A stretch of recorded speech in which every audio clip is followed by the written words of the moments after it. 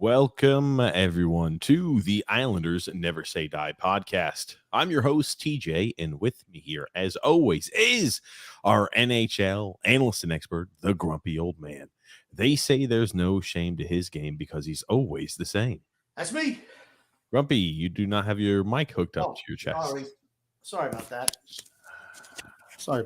I'm a little under the weather today, so I know we're not going 3+ hours today because I'm a little under the weather. So is this because of dog Z? He made you under the weather?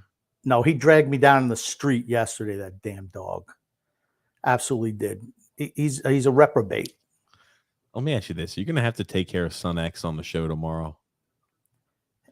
That dog dragging you down in the street like that, knocking you to the ground. He's not trained. Here's the thing: it's not the dog's fault. We love everyone knows, love the dog, sweet dog, but it's when a child is not, it's never the child's fault. It's the parents' fault. They didn't raise them right. There it is. It's always the parents' fault. Young children, like I said, he's not a puppy anymore. He's like 2 years plus, whatever, but he's not been trained up. And we love him. Absolutely love the dog. But it's like, I can't have this dog dragging me in the street because, he just sees a leaf or a car and he's knocking you to the ground, a building or anything. But for those of you, a few housekeeping items, ladies and gentlemen, for those of you who are new to this channel, this is a twice a week All Islanders podcast that takes place every single Wednesday at 8 p.m. Eastern Standard Time, and every single Saturday. I'm sorry, we're getting the days mixed up. And every single Saturday at 8 p.m. Eastern Standard Time. Again, twice a week, all New York Islanders podcast. So if you're new to this channel and you're new to the show, we invite you, a cordial invitation. We actually encourage you. I will go one further.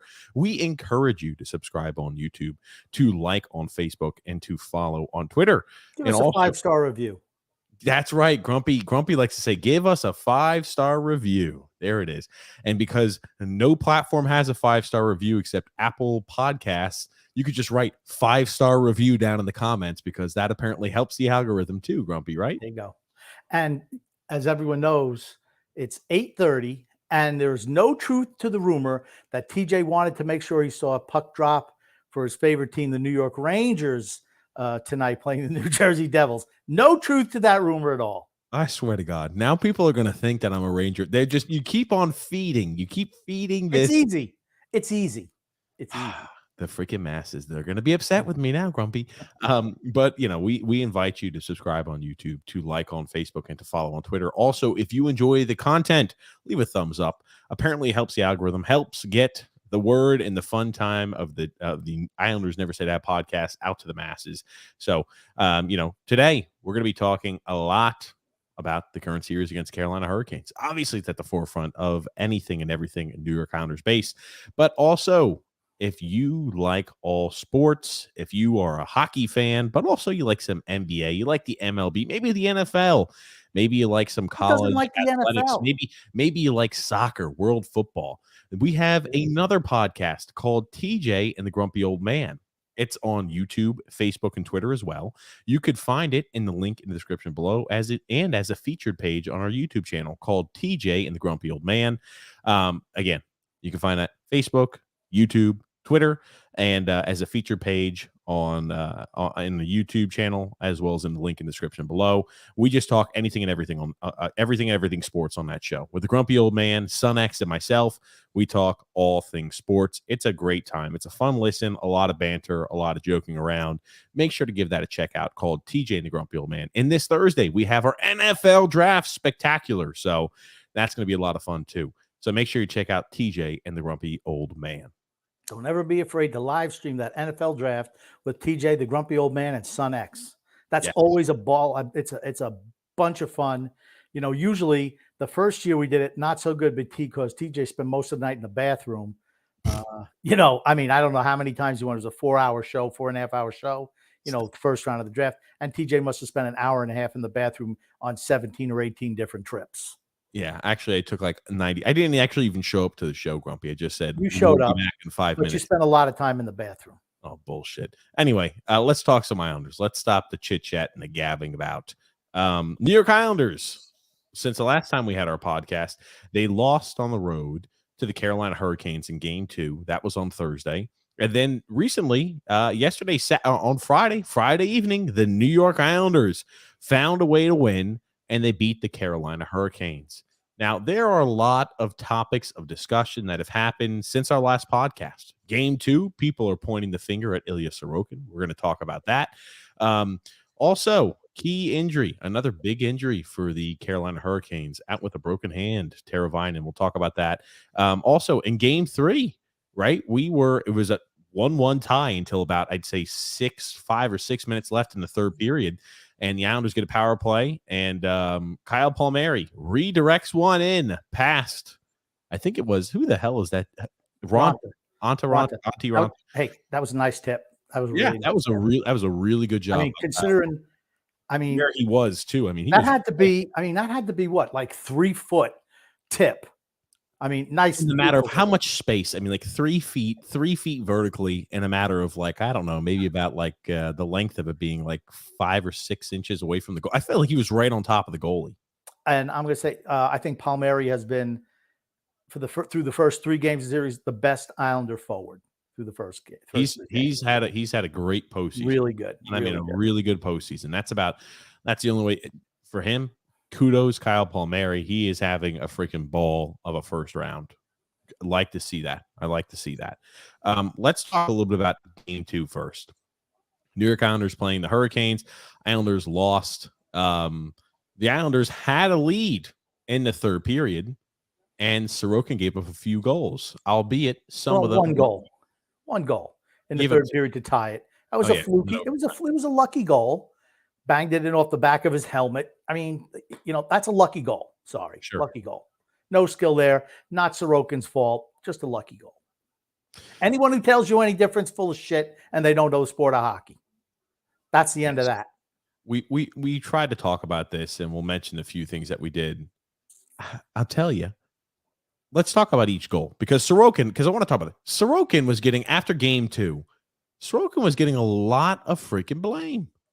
I didn't think it wasn't like Sorokin was spectacular in Game 2. He wasn't, but he wasn't bad. Okay. And that's why I just don't understand the hate. What are you going to say, Grump? We live streamed that game. I don't think we need to revisit that game. We live streamed it. Oh, okay. Well, let's talk a little bit about the recap on that real quick. Okay. After, at least the fall afterwards, Sorokin got a lot of hate for not doing a good job in that, for not playing well. Everybody was pointing the finger, Sorokin. And Lane Lambert.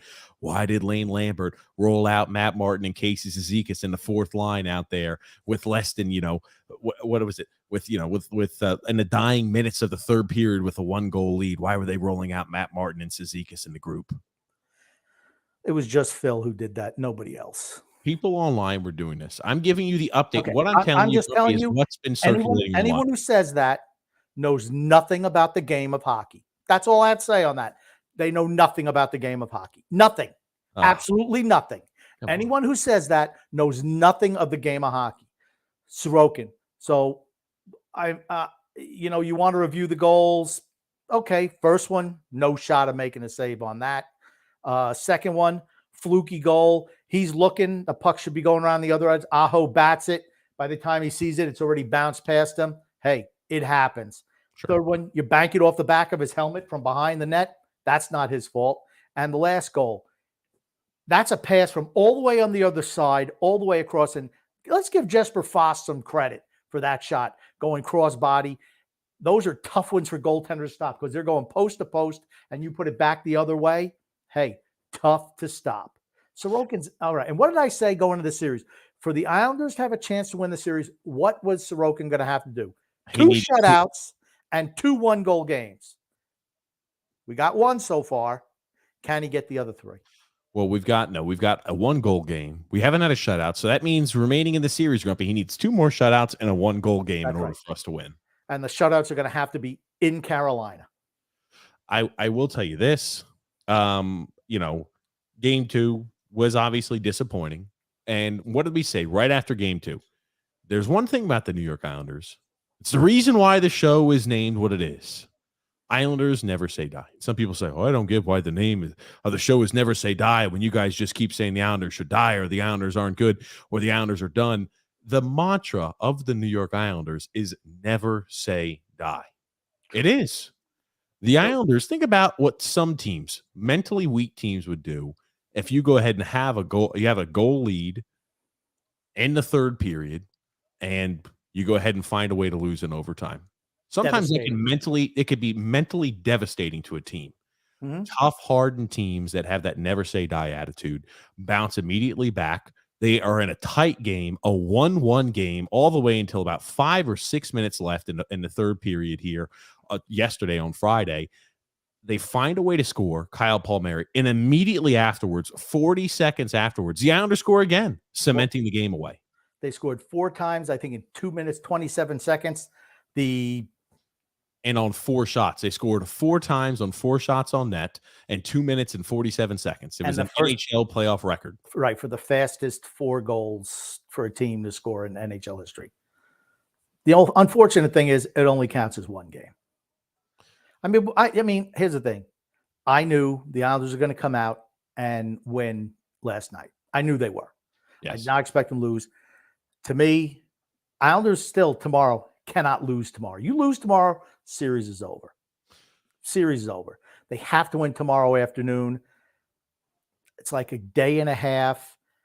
People forget the first period of that game when, Carolina wasn't a man down. They dominated 5-on-5 again, which has been an issue for the Islanders. Too much team speed for Carolina. Even with, 3 of their top 6 forwards out, still too much team speed, right? Sorokin, once again, was good last night. I thought the Islanders in the third period, yes, they had 3 power plays, which certainly helped. But I thought that they absolutely were dominant in the third period, except for, short stretches, like in every period, a team will have an opportunity. But I thought the Islanders, without a doubt, played their best game last night. Sure. Home game too. Grumpy, can you fix that? It's just starting to roll there. You got it hooked up there. But if you, we played well. I think we played competitive hockey last night. You're right. Tomorrow is a must-win game for the Islanders. You cannot go back to Raleigh, North Carolina, being down in the series 3-1. That's all she wrote if that's the case. Have to win this home game. And we talk about mentally weak teams and how, team psyche can be affected. We had talked about, with Phil on the show, I think recently, hey, what's the Islanders record when they play Carolina? Well, now it's 3 wins out of the last 17 games. Something that we also mentioned, but we'll mention again here too. Carolina has lost, I think, their last 8 road games in the NHL playoffs. They have not won. It is tied for the longest streak, or is the longest streak in NHL history. Well, or maybe the active. Maybe it's active history. I don't know. I got to relook that stat back up. But it's a long, long time. 8 road losses in a row in the NHL playoffs. Yeah, but they're really, really good at home. Sure. See, that's what I said. That's what I mean. It is of the utmost importance that we win this home game. You cannot lose a home game and go to Raleigh, North Carolina, and expect to beat the Carolina Hurricanes. Then we still have to win. Right now, we have to win 3 of the next 4 games against the Carolina Hurricanes. Yeah.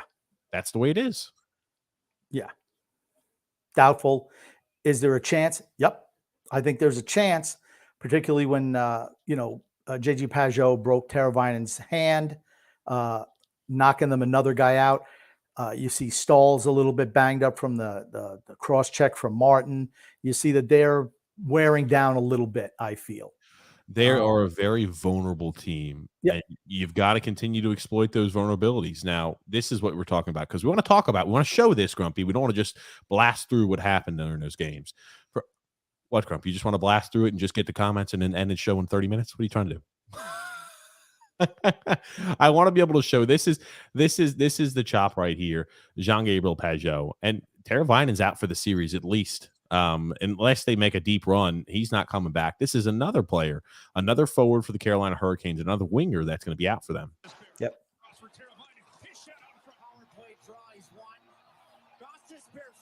And it wasn't even like it was a malicious hit. That just happens coming in. They just throw sticks at people. In the regular season, maybe that's called I don't even know what the hell they call it. Maybe a slash or something like It's that. a slash. It absolutely is a slash. It's a slash. This was Certainly in is. game 2 where the Islanders had no power plays. That was another one of the topics of discussion on social media was the Islanders had no power plays. Okay, but they got all the power plays last night. Like I said, the NHL, always those things seem to balance out. That's all I'm going to say. Yesterday, everything went the Islanders' way, and the Islanders won. Good for us. The reason the Islanders lost to Carolina in game 2, they're not as good a team. They won yesterday because they were the better team yesterday. They played with more urgency, without a doubt. Can they do that every single game? Can they do that in Carolina? I mean, can they do it at 12 o'clock tomorrow afternoon? I don't know what the Islanders' record is in those. Is it 12 o'clock in the afternoon or 1 o'clock? 12 o'clock Eastern time. Oh, damn. Okay. It's early. So 12 o'clock in the afternoon. I don't know what the Islanders' record is in those day games, but, that's something to consider also. Remember, they're older team than Carolina, slower team than Carolina. It's a day and a half between games. How do they bounce back? 1 p.m. Eastern Standard Time. I just looked up 1 p.m. Eastern Standard Time, 12 o'clock Central. But the New York Islanders, how do they play game 4? What are we going to see? There was a few things I liked about our performance in game 3. There's a few things I didn't. I thought we played with more energy. I did like that. I thought the fourth line showed a lot of heart and hustle out there on the ice consistently. One thing I'll mention too, Bo Horvat just can't seem to find the back of the net once again. His struggles continue. I think I don't know. I think the fourth line was trying to send a message at the end of the game by throwing body checks and trying to start fights. And I'm like, I just hope that doesn't. I hope it doesn't backfire on us tomorrow and motivate Carolina a little more to win this road game. I really hope that doesn't happen because we were up 5-1 at that point. I'm like, why are we throwing a body check, trying to hit somebody and trying to start a fight with 2 minutes left and they're skating 2 seconds? Oh, I'm sorry, 2 seconds. I'm sorry, that's right. 2 seconds left. Why is Casey Zizekas going after a guy who's skating backwards to his own zone and trying to laying a body check with 2.8 seconds left? I don't get it. Yeah, doesn't matter. It's over now. So let's go to game 4. What do you think? Hold on. You don't want to talk any more about game 3. I thought the Islanders deserved the win. They outplayed Carolina. They benefited from the power plays. The NHL said, we gave Carolina 6 power plays on Wednesday night. 7 power plays. Whatever it was. And we're going to make sure the Islanders get plenty tonight. It's the way the NHL operates for years and years and years. You can always tell if somebody says, hey, I'm not getting enough calls, the next game they get the calls. Now, here's the thing. Brindamore came out right after that game and said, hey, I know we had all those calls, but, you slash a guy and you didn't give him a penalty on that and you break his hand. He's out for the series. He was pissed. Let's see if that carries over to game 4. Okay, stop. That happened in game 2 after game 2's interview. Right after game 2, so it didn't carry to game 3. So what makes you think it's going to carry to game 4? I wanted to go back to the topic that you completely blew over. What? Do you not want to talk? Go ahead. Do you not think that can have an impact? Do you not think that can have an impact trying to send a message either positively or negatively? I don't think Carolina's tough enough. I don't think they're tough enough. That's not the game they want to play. That could help push us continually forward in this series. That's what I'm trying to get at, Grumpy. You just wanted to move right from it. Here's the thing. If Carolina skates the way they're capable, the Islanders not beating Carolina. They benefited from the home crowd yesterday and having those power plays, limiting the amount of what Carolina could do. Okay, I'm not asking you that. I'm asking you if playing and trying to send a message will have an impact on. They sent the message all game long. That message was sent all game long. They hit Carolina every single time they touched the puck. They sent that message all game long. I don't think Carolina is going to. It's not going to affect them because when Carolina went down 5-1, what would the Islanders or any other team that was losing have done in that situation? They would have started running everybody on the other team that was winning. The Carolina did not do it, which tells me they're not tough enough. They're not tough enough. That's not in their DNA. That's what it tells me. So there you go. Carolina had their chance to say, hey, we're going to stand up to you when the Islanders are doing, they're trying to out-physical them. And they didn't. They just didn't, particularly in the last, 3 minutes. You go down 5-1, hey, the goon squad should be out there slashing the shit out of guys, doing whatever. That's what Boston did in game 2. That's what the Islanders did for certain. That's what all these teams that go down like that, that's what they do. Not overtime games, of course, but games where they're guaranteed to lose. They go out there and say, let's mix it up for the next game. That Carolina had that option. They did not take it, which I found that honestly, I'm like, dude, if you're going to do it, this is the time to do it. Or maybe they're just so calm and they're saying, you know what? We're just going to stay the course and do what we do best. So you agree with me that they sent the message, and when you don't answer the bell to do that at the end of game 3, you got one guy who wanted to fight, Lee didn't want to fight. They both were just sent off. And then at the end of the game, things got to start to get mixed up. The Islanders out physical them. I think that sends a message going into game 4. I thought the Cizikas hit at the end was dumb. I thought it was unnecessary. Sure. I thought it was dumb because, and here's the thing, but it just showed you Carolina's not tough enough. They're not. They're not tough enough. And what did we say were the keys to victory for this series for us? We had to play extremely physical hockey. We had to out physical Carolina. We certainly did that in game 3. We didn't in game 1 and 2. I thought it was kind of equal during those time periods. Game 3, absolutely we did. Yeah. And Carolina, if Carolina is healthy, this isn't even a series, right? Okay. So let's just be honest. Carolina, when you're missing 3 of your top 6 forwards, it means that you can't operate. There's no margin of error for you. There's not a whole lot of margin of error for the Islanders either, to be honest with you. We still struggle scoring, the 4 goals in 2 minutes notwithstanding. Yeah, I know that the score ended. Okay, I don't care about injuries. Guess what? Because I can tell you one thing. Alexander Romanov is playing injured. That's quite obvious for all to see. Did you see Romanov throwing the body? The biggest hitter and the most physical player on our team. Did you see him throwing the body around with reckless abandonment like he did all season long? No, because he's got a damaged wing. He's still got his arm is banged up. It's as simple as that. So, teams play with injured players. Carolina has injured players. Their guys aren't coming back, though. Okay. That's the difference. Their guys aren't coming back. They're banged up. You can tell they're banged up. I'm just saying you can tell they're banged up. Even guys who are playing, like Nietzsche. That's just a part of the freaking game. All I'm saying is you're looking at guys who you're counting on, who they're going off every single game, going off a couple of times during a game. They're not healthy. I mean, the Islanders are relatively healthy.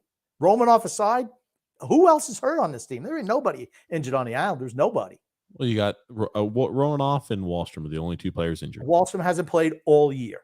Well, you could say the same thing about Pacioretty when you say you got 3 of their top 6 forwards out. You really think Wahlstrom's a top 6 forward on this team?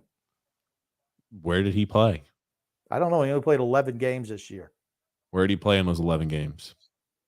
The top 6. Thank you very much. Third line. Top 6. Thank you. Yeah, on this team, he's a top 6 forward. Please tell me that you're not comparing Oliver Wahlstrom to Max Pacioretty. Please tell me you're not making. I don't understand why you're doing this. I don't understand. Stop. I don't understand why you're trying to talk about injuries as if one series is won or lost based off injury. I'm not saying that. It's a 2-1 series lead right now for the Carolina Hurricanes. I'm not worried about how this series would have been impacted if everybody was healthy on both teams and they all had 100 days rest and they're coming out there ready. I'm not worried about that. I'm worried about what's going to happen, what's been transpiring here for us in the first 3 games. That's what I'm worried about, Grump. If Carolina had a better goaltender, they win that game the other night. They don't, but sure, but they don't. Right. But here's the thing. Carolina's a better team. Even with the injuries, they're a better team. 5-on-5, they're the better team. The majority of the game is played 5-on-5. And it's not like the Islanders are killing Carolina on the power play. They gave up a shorty the only game they scored. I thought the Islanders played really well for the most part on Friday night and deserved the win. We knew they were going to come out. The crowd was in full throat, and they deserved the win. Tomorrow's a big game. They have to win tomorrow. The past is the past. It's 2-1. Tomorrow's the game. I mean, for me, the Islanders have a shot to win this series. They're going to have to somehow steal a game in Carolina. And that's hard. That's hard. You've got to respond and answer volley every single game. You have got to go ahead. I'm telling you this. You've got to go ahead and make sure you win every game at home. So again, big game tomorrow. Absolutely. The Islanders lose tomorrow. That's it. The season's done. The Islanders aren't going to quit. Don't get me wrong. But if you're down in the series 3-1 and they've got, the remaining 4 games, they've got 3 of those at home. Well, Carolina. 3 games with 2 at home. Okay. Well, no. Yeah, I guess 3 games. Yeah, 3 games, 2 at home. I still tell you this. It's a tough ask if you lose this next game to beat Carolina. You can't let them score first. Cannot let them score first. Yeah, they're extremely great when they score first. Yep. And the Islanders are a team that is much better playing with the lead than playing from behind. Yep. You could sit back in a turtle shell, lay back, line 5 guys in front of the net, catch another team when they make an inopportune pinch, catch them going the other way, get a breakaway opportunity or 2-on-1, and we're able to execute. So, we are much better playing with the lead than playing from behind. Most teams are much better playing with the lead than playing from behind, though. Right. I just, you see, and a lot of fans have the overreaction every single game. There's the overreaction. Sure. Oh, we lost the game. It's over. Oh, we won a game. Hey, we're winning the cup. No, you got to look at things in segments. What are you seeing? Like, to me, I feel the Islanders have a legit shot to win the series. I do too. Have to win tomorrow. Have to win tomorrow, though. Cannot lose tomorrow. You lose tomorrow, I don't care. You're not going to beat Carolina 3 times with 2 of them in Carolina. Not going to happen. I think you're right. I think we can win this series. I think a banged up Carolina team with a lot of hurt and injured forwards is vulnerable. And you can exploit those. You can exploit those vulnerabilities, and the Islanders can win. You just got to remain to be physical. You have to go up early. Got to stay out of the penalty box. Got to do your best not to be in the penalty box. Wouldn't it be nice, too, to see our special teams start to perform? We're a much better penalty kill team at home, and we killed all 3 of the power play opportunities by Carolina yesterday. You want to see that continue, but it would be nice to see the power play pick up and catch any sort of traction. They did score a goal, right? That was a Kyle Palmieri goal. Was, with 1 second, but hey, it was still on the power play.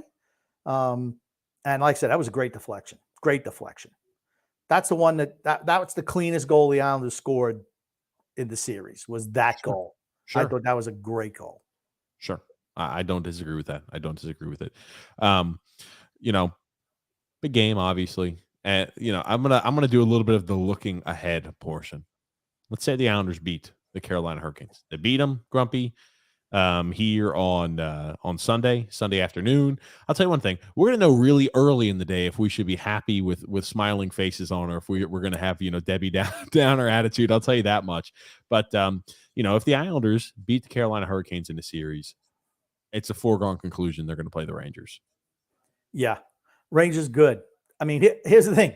You know what? I don't think either one of these 2 teams beat the Rangers. I don't think so either with how the Rangers are playing right now. They're playing. I tell you what, Rangers could be a sneaky pick to go to the Stanley Cup Finals.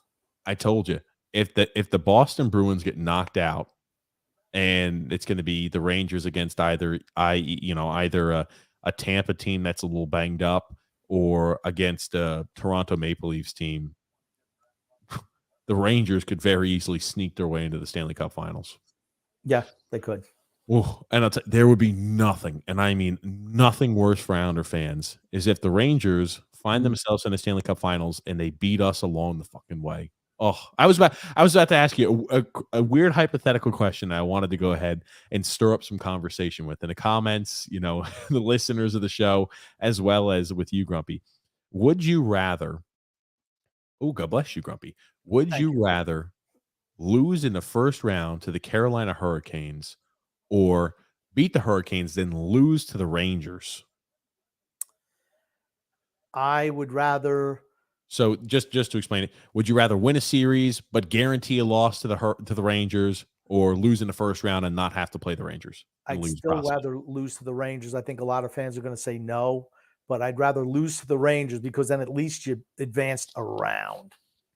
I agree with that. I would rather see the Islanders if in this scenario, beat the Hurricanes. And if they lose to the Rangers, it's obviously going to be sad. But I know that the reason I was asking these questions, I knew you and I would probably agree on this, but I'm saying most Islander fans would probably say, I'd rather lose in the effing first round than have to lose to the Rangers. Yeah.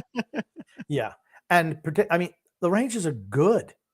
Yeah, the Rangers are good. The excuse is they're not injured. They're not a team that's banged up. They have ultimate, and I mean fantastic forward talent. They've got one of the best goalies in the world, just like we've got. And that's a team that controls a lot of puck possession, and they create a lot of opportunities. I'd be worried about playing the Rangers. They've played so much better in the neutral zone and in their own zone so far in the series against the Devils. I give them credit. I didn't think their defense was good enough at all. I thought the Devils would have a bunch of chances. The Rangers have played them really smart. They've been really patient. I mean, I'm surprised. I really am. I didn't think Gerard Gallant was a good enough coach to kind of change how they play to match the opponent that they're playing. Kudos to him and kudos to the Rangers so far, right? I know that game is 0-0 at the end of one. But still, I don't think – I mean, this is everything to the Rangers, right? They lost 2 home games. Have to win today. No, the Devils lost 2 home I'm games. sorry. Right. The Devils have to win today. Have to win today. Mm-hmm. And have to win the next game. They got to win the next 2 or they're done. The Devils are done, ladies and gentlemen. We knew we talked about this before the playoffs, Right. just like you can see with the Islanders too, and just like you can see with some of these teams. The Devils too big of a bite, I feel like, in such a short time period. They were going to need some time to get used to actually being the guy, right? They're going to play a team that has been there, has experience doing that, and this is their first time back in the postseason in how many years. Going to be tough. It's going to be a real tough. No matter who they play, they could have played the Florida Panthers. I still think that would have been a close series, even though they're a much better team than the Florida Panthers.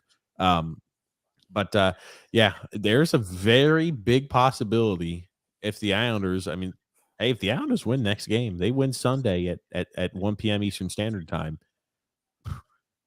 we might be facing off against the Rangers in the second round. All it means, if the Islanders win tomorrow, is that it's a series. It's a 2 out of 3.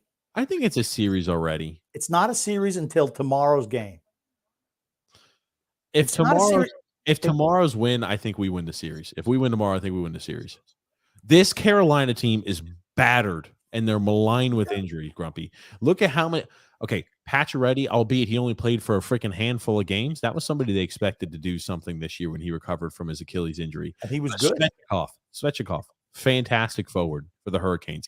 And now you lost Teravainen with a broken hand. And I think the place where they missed Teravainen the most, not in the offensive zone, penalty kill. He's really good as a 2-way forward, really good. That's a loss. It's a huge, and I mean huge loss. Huge loss. Yeah.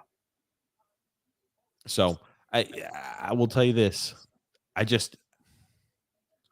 do believe if the Islanders win tomorrow, they win the series.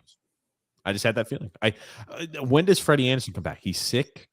Still. How sick could your ass be that your ass is not freaking playing in the NHL playoffs? I mean, you've been sick for over a week. Well, he wasn't. Maybe I don't know. I don't know why he's sick. They brought the other kid up, the P kid, Prokhorov, whatever the hell his name is. Yeah, 3rd string goalie.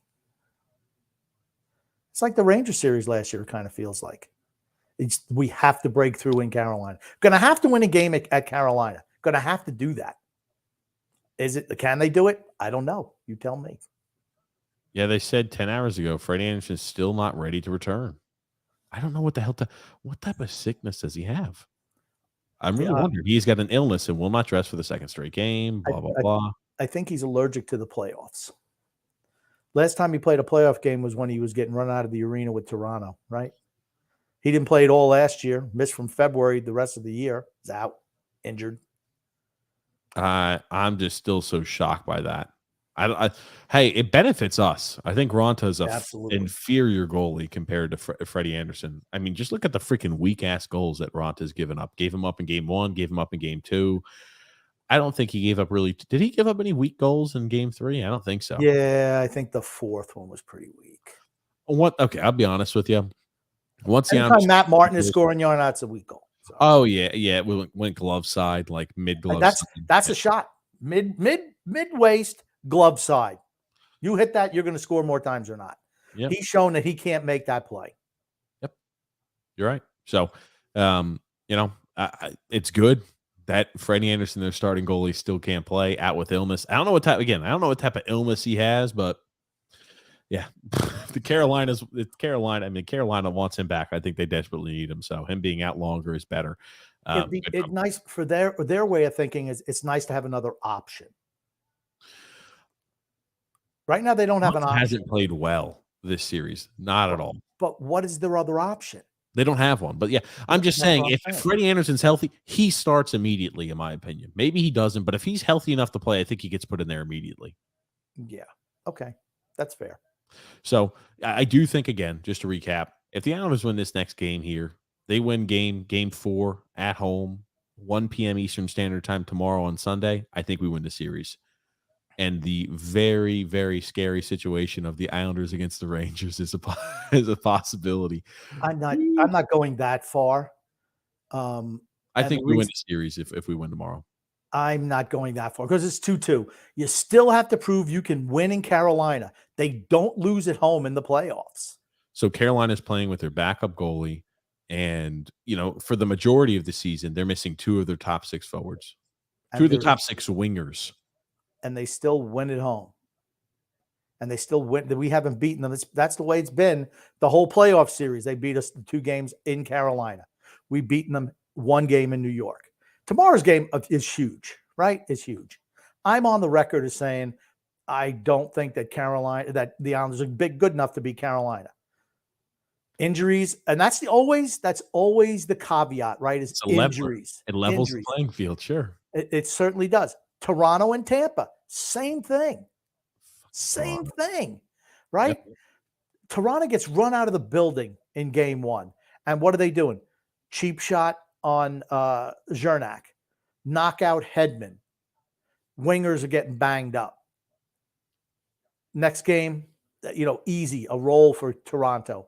Who knows how long that Zernak's going to be out. Hedman's going to be out, sure. Nobody knows with the concussion, right? That's a huge loss. Hedmonton, not 100%. He's back, but it's not 100%, right? So it's like those are big, big losses. And Toronto's a better team offensively than Carolina is. Okay, so that means it's even tougher for Tampa. I think Tampa's ahead tonight. They are ahead 3-2 in the second intermission today. Getting live updates from the grumpy old man here. What can I tell you? Live updates. I got the little notify me thing right here. Oh, stop, please. Anyway, crucial game for the Islanders on Sunday. We can't say it anymore. We do want to go ahead and read today's ad. We want to go ahead and start getting into some comments too, because hey, last live stream we were able to do some comments, but it was more focused on the game. So want to be able to make sure we can try to get through as many comments as possible here today. Today's podcast is sponsored by DraftKings. It's the NBA playoffs time, and that means big hoops action with DraftKings Sportsbook, an official sports betting partner of the NBA. Get in on the excitement of every game with the touch of a button. New customers can make a $5 pregame moneyline bet and score $150 in bonus bets if their team wins.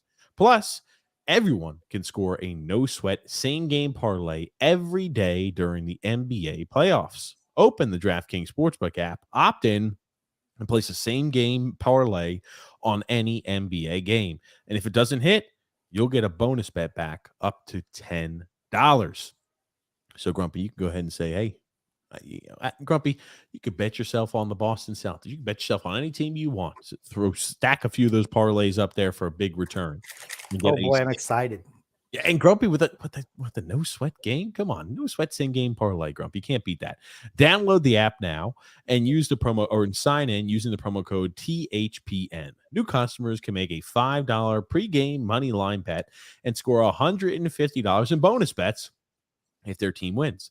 Only at DraftKings Sportsbook with promo code THPN. And if you have a gambling problem or you know somebody who has a gambling issue, please look in the description below here. We'll have resources to where you can reach out to and speak with somebody. That will be in the description and below. But Grumpy, let's get to some comments here. Anthony Rizzi said, "Goon it up, TJ. Matty Martin, he could score too." LOL. I See, have to admit, I don't like that style of hockey. I don't like. Never have. maybe call me a hockey purist, but I'm not a fan of it either. I think we talked about this a little bit on the Thursday TJ and the Grumpy Old Man show. You see, if this permeates and starts to leak over to some of the good players start to go down. Talented players start to go down with injuries due to gooning it up. It's almost about a one-way ticket for them to for them to try to go ahead and start altering the way they do things. In the I postseason, don't. at least. As anyone who's listened to this show on any basis, I always say that lesser teams have to do stuff like that because they're not as good or as talented as other teams. So, like the old Philadelphia Flyers used to do it. They were pretty talented too, but that's what they did. They just hit you, intimidated you, did everything inside and outside of the rules, and that's what made them successful. I don't like that style of hockey. I like hard-hitting hockey, but I don't like, why are you running guys with 2 seconds to go? It's unnecessary and unneeded. And I was just surprised that you didn't see any fight back. Carolina, I was going to say, Carolina is a team you can bully. And if you were ever curious as to could you bully the Carolina Hurricanes, absolutely yes, you can. Just look at the last freaking 5 minutes of play there. You definitely can bully the Carolina Hurricanes. I just don't think that's just not their style, right? Their speed and aggression on the forecheck, but you don't see them running guys all over. They just don't do it. It's not what they do. Mark A says, "We're in this series. Romanov makes a difference, and Horvat is due." Not yet. Got to win tomorrow. Then you're back in the series. Down 2-1 is not being in the series. No. Okay. You're just hoping to hold serve. You still got to win in Carolina. Romanov makes a difference. He's better than Bolduc. He's better than Bolduc. He's definitely playing injured out there. No doubt in my mind. But he's better than Bolduc. Sure. Even when he's banged up like he is. Mark A says Horvat is due. He's been due for quite a while. No. By the way, Grumpy, you've been getting a lot of people who message me or post on social media and they tag the Islanders Never Say Die podcast for the like, Grumpy Old Man takes a fat L on this one. He thought that Bo Horvat was going to be good and he sucks. You get a lot of those, Grumpy. I just haven't been really telling you too much, but you've been getting a lot of those, Grumples. I don't care. What have I always said? Wait, I want to see what he's like when he plays with Matt Barzal for a year. That's all. Because that's who he's going to be playing with. Keep moving the goalpost, baby. Nope. I said I wanted him. Absolutely. I didn't want him in season. I wanted him as a free agent at the end. The Wicker Man says, TJ and Grumpy, what are your cup predictions? I originally had the Stars as making the cup finals against the Boston Bruins, and the Stars lost last night to the Wild, right? They did. Yeah, I'm not feeling too confident about that Stars prediction. I mean, they're down 2-1 in the series. And that has been a freaking fun series to watch, a physical series. Both of those two teams would beat both the Islanders and the Carolina Hurricanes right now. I tell you what, I'm surprised at how well and how actually the most fun series have been the ones out west. Yes, they have. And they've looked most competitive too. They've been the most entertaining. Yep. Honestly, the least entertaining series has been the Islanders in Carolina. And right behind them, honestly, Boston and Florida. The Rangers and Devils have been an uninteresting series too. I mean, all the games have been blowouts for the most part. I'd say that probably has been the most uninteresting series, the Rangers and Devils, because every game's been a blowout. Yep. Well, 2 games, the first 2 games. Yeah, the first 2 games, sure. And, Tampa and Toronto, 2 totally different games. Yeah. 2 totally different games. But of the East, that's been the most entertaining, I think, has been Toronto and Tampa Bay. They're probably the 2 most evenly matched teams, if you think about it. And but the West has been great. You're right. Minnesota and Dallas has been great. And I'll tell you what, Vegas and Winnipeg has been really good, as has Edmonton and the Kings. Kings up 2-1 in that series. Let's go Edmonton, baby. Connor McDavid. Connor McMagic, Grumpy. Kings, 2 overtime wins. Yep. Watch out for the Kings. I love what they've done. A quick, well, isn't it crazy when you do a rebuild when you've got some of the core pieces that are real talented players that are still there, and then you start slowly phasing them out when the young guys start to step in. They Isn't only that kept a such a couple. novel? Isn't that a novel idea, Grumpy? How many guys did the Kings keep? 3 or 4? That was it? Four. Originally, it started off with a few, and then it slowly got more. It slowly got less and less because, right, they still had Quick up until this last year. They still have Drew Doughty. They still have Kopitar. They still had a few of the members, but it wasn't an immediate turnover. But how does it look to restructure the team? You build through the draft. You use still some of those core veteran players. They're along for the ride because they've got those contracts signed. And then you go ahead and build around them and you start replacing them as the young guys get more and more acclimated and ready to play. And Simple. smart minor free agent signings. Yeah. They've done a great job from where they were one of the worst teams in the league 2 years ago. Yep. Right? Not this year, last year, the year before that, whatever it was. I don't know how you count it. 3 years ago, 3 maybe. years, sure. Yeah. I mean, they were terrible after winning, and they just said, you know what? Hey, we're not good enough to win the cup anymore, compete for the cup. Let's do our full rebuild. They're good job.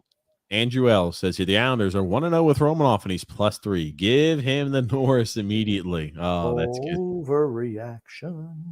He's obviously joking around too. But Mark A said Casey and Maddie are dialed in. Is he talking about Martin or Matty Martin? Sure. Okay. We'll see. I thought Casey had a good game the other night. Sure. Matthew S said, good evening, gentlemen. I was there last night. Absolutely electric. As my girlfriend witnessed her first playoff game and a win to boot.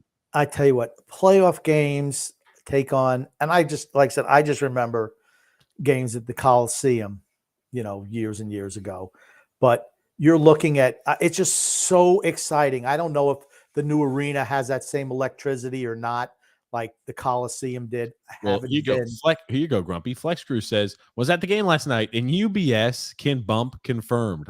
It was just as loud, if not louder than the Coliseum. Let's go, boys. Also, love JP for that hit on Nesbitch or Nikas, maybe is what he meant to say. Nikbitch. Anyway.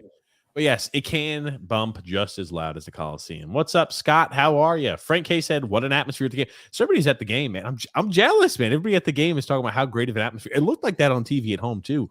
But Frank K said, what an atmosphere last night. Very loud. Great bounce back from Sorokin. We pounded them in the third period. Okay. I didn't think Sorokin had anything to bounce back from, honestly. There were a couple of fluky goals, and the other two we couldn't do anything on. No, sorry. Electric at UBS. He gets no demerits from me on game 2. None. Anthony Rizzi said, Pulak, to me, has been really good. I think he's played well, too, this series. I think he's turned up his game so far in the postseason. I agree with that. And he says, we really need to see more from Horvat and fast.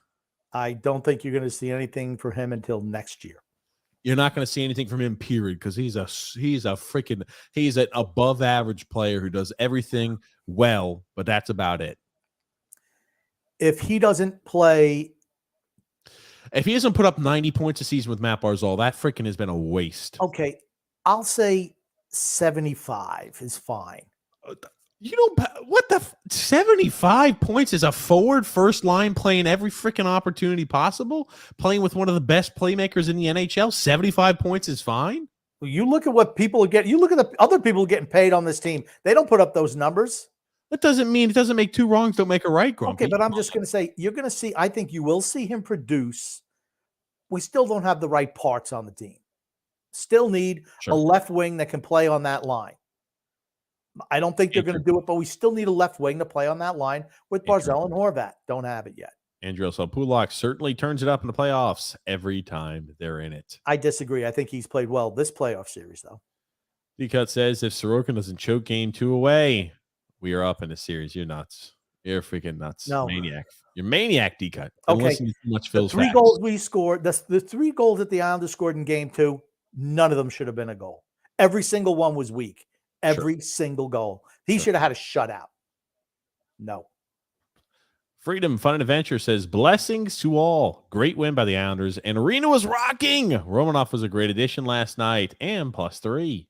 Romanoff, says Charles Dittmer. And feel better, Grumpy.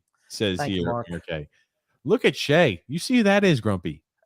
I don't know. Is that That's Oliver Wallstrom's face? Oh, it's Oliver Wallstrom. I thought it was maybe the old group Hansen or something. He says game 4. She says game 4 tomorrow. So excited to attend a playoff game. Let's go Islanders. What's Shay's record? I don't know, Shay. What has the record been of the Islanders when you've been at the games? I know they weren't good, but maybe they got better. But I don't know, Shay. We need to know the record and if you need to sell that ticket immediately or not, Shay. I think they've only won one game when she's been there. My Little Brownie says Grumps F- is growing a playoff beard and is actually playing well again. Maybe it's like that Samson thing. Who knows? Shay Grumpy. Palmieri has been really good this postseason. All right, 3 games. Best forward in the playoffs this far. I agree. It's only been 3 games. Please pump the brakes. The Wicker Man, Grump. I think Romanov makes his team way more physical and was throwing the body around just today. I don't think he was hitting anywhere near as much as usually. He was not hitting and throwing the body around in the same capacity. Yeah, no way. Damn, TMT loves, I don't know, broadcasters. I don't know. Our broadcasters, maybe. Our broadcasters, sure. D-cut, Grump. Barzal almost cost us last night's game with that brutal power play turnover that led to the shorty. He didn't. I'll tell you this. How are you going to bag on Matt Barzal? How are you going to bag on him? He's obviously not 100%. Obviously. He's not playing 100%. It's the skating. It's the skating. He's not anywhere. He looks like he's about 65, 70% skating. I would say 75, 80. But he just doesn't have that jump. He just doesn't. He's obviously still hurt. A guy whose game is predicated on skating doesn't skate as well because he's injured. And we're going to say, wow, his production, he's not producing as well. Yeah, because he's obviously banged up and hurt. Yeah. I'm playing injured. And take it deep, old man, says Matthew S. Jason Cameron says 5 stars. Great podcast. Looky there, Grumpy. Jason, I'll tell you what, Jason's great. I like Jason. Oh, man. Look at this. JK, what's up there? It's 2 minutes of pessimisticking. He says, if the Islanders win tomorrow, we win the series. I agree, Jake. I agree with that. Still have to find a way to win in Carolina. I agree with that. Here's the thing. I think Carolina's decimated with injuries. I think they're right for the taking. If we win tomorrow, we win the series. I definitely am behind that. Got to win a game in Carolina. Easier said than done. That's why you want to get. That's why you want to get home ice advantage in the playoffs. Can we get Jean-Gabriel Pageau to slash Brent Burns? Maybe we could take him out of the series too. Oh, jeez. What a freaking check and no penalty. Oh, my God. No penalty call? Holy shit. Is there any way that we could just talk on the show and you not watch any TV? I'll tell you what. The Toronto-Tampa game, holy crap. The Toronto point just got steamrolled into the boards. That's a cheap shot. The ref kept his hand down until his retaliation, then he puts it up. That's Toronto. See, Toronto, obviously not good enough to beat Tampa, has to goon it up. That's what they're doing. Now, point, still down on the ice. That's what teams that aren't good enough have to do. That's what they have to do. One thing, I hate Toronto. I will never be rooting for them after this type of series. But Grumpy, can we just get you not to watch TV? Just one podcast. It's just on. Here's the thing. The game. Yeah, you're going to tell me. You're going to tell me tonight if I say, "Hey, Grump, did you watch TV during the show?" He's going to say, "Oh no, I didn't watch any TV." But you went ahead and interrupted the show with this bullshit. Stop. Well, I hear some big and point is really hurt. That was a brawl. Holy crap! You got 3-4 fights going on right now. Point crawled off the ice back to the room. That's an absolutely cheap shot. And the fact there was no penalty just tells Toronto, you they should just kick Toronto out of the fucking NHL.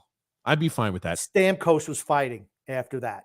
That's a really cheap shot. Simmons, he's a ham and egger at this stage of his career.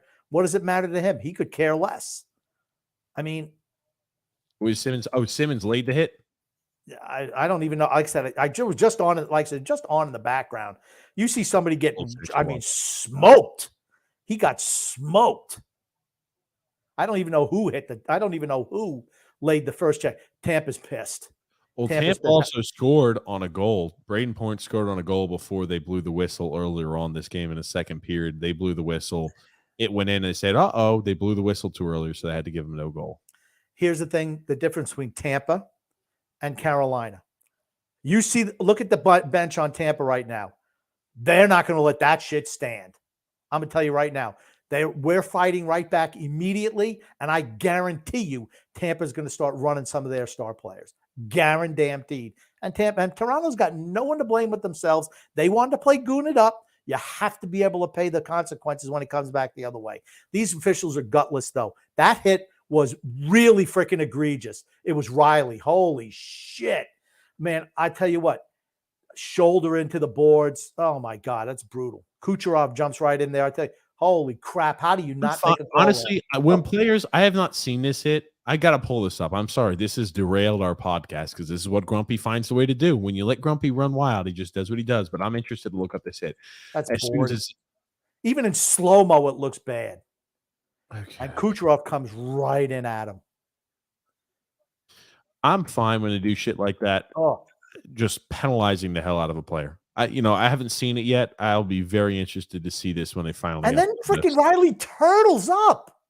What a bitch! What do you think? He's Claude Lemieux out there? Ugh.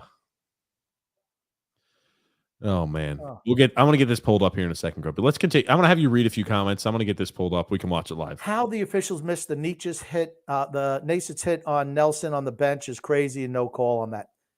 I don't want to hear it. Next.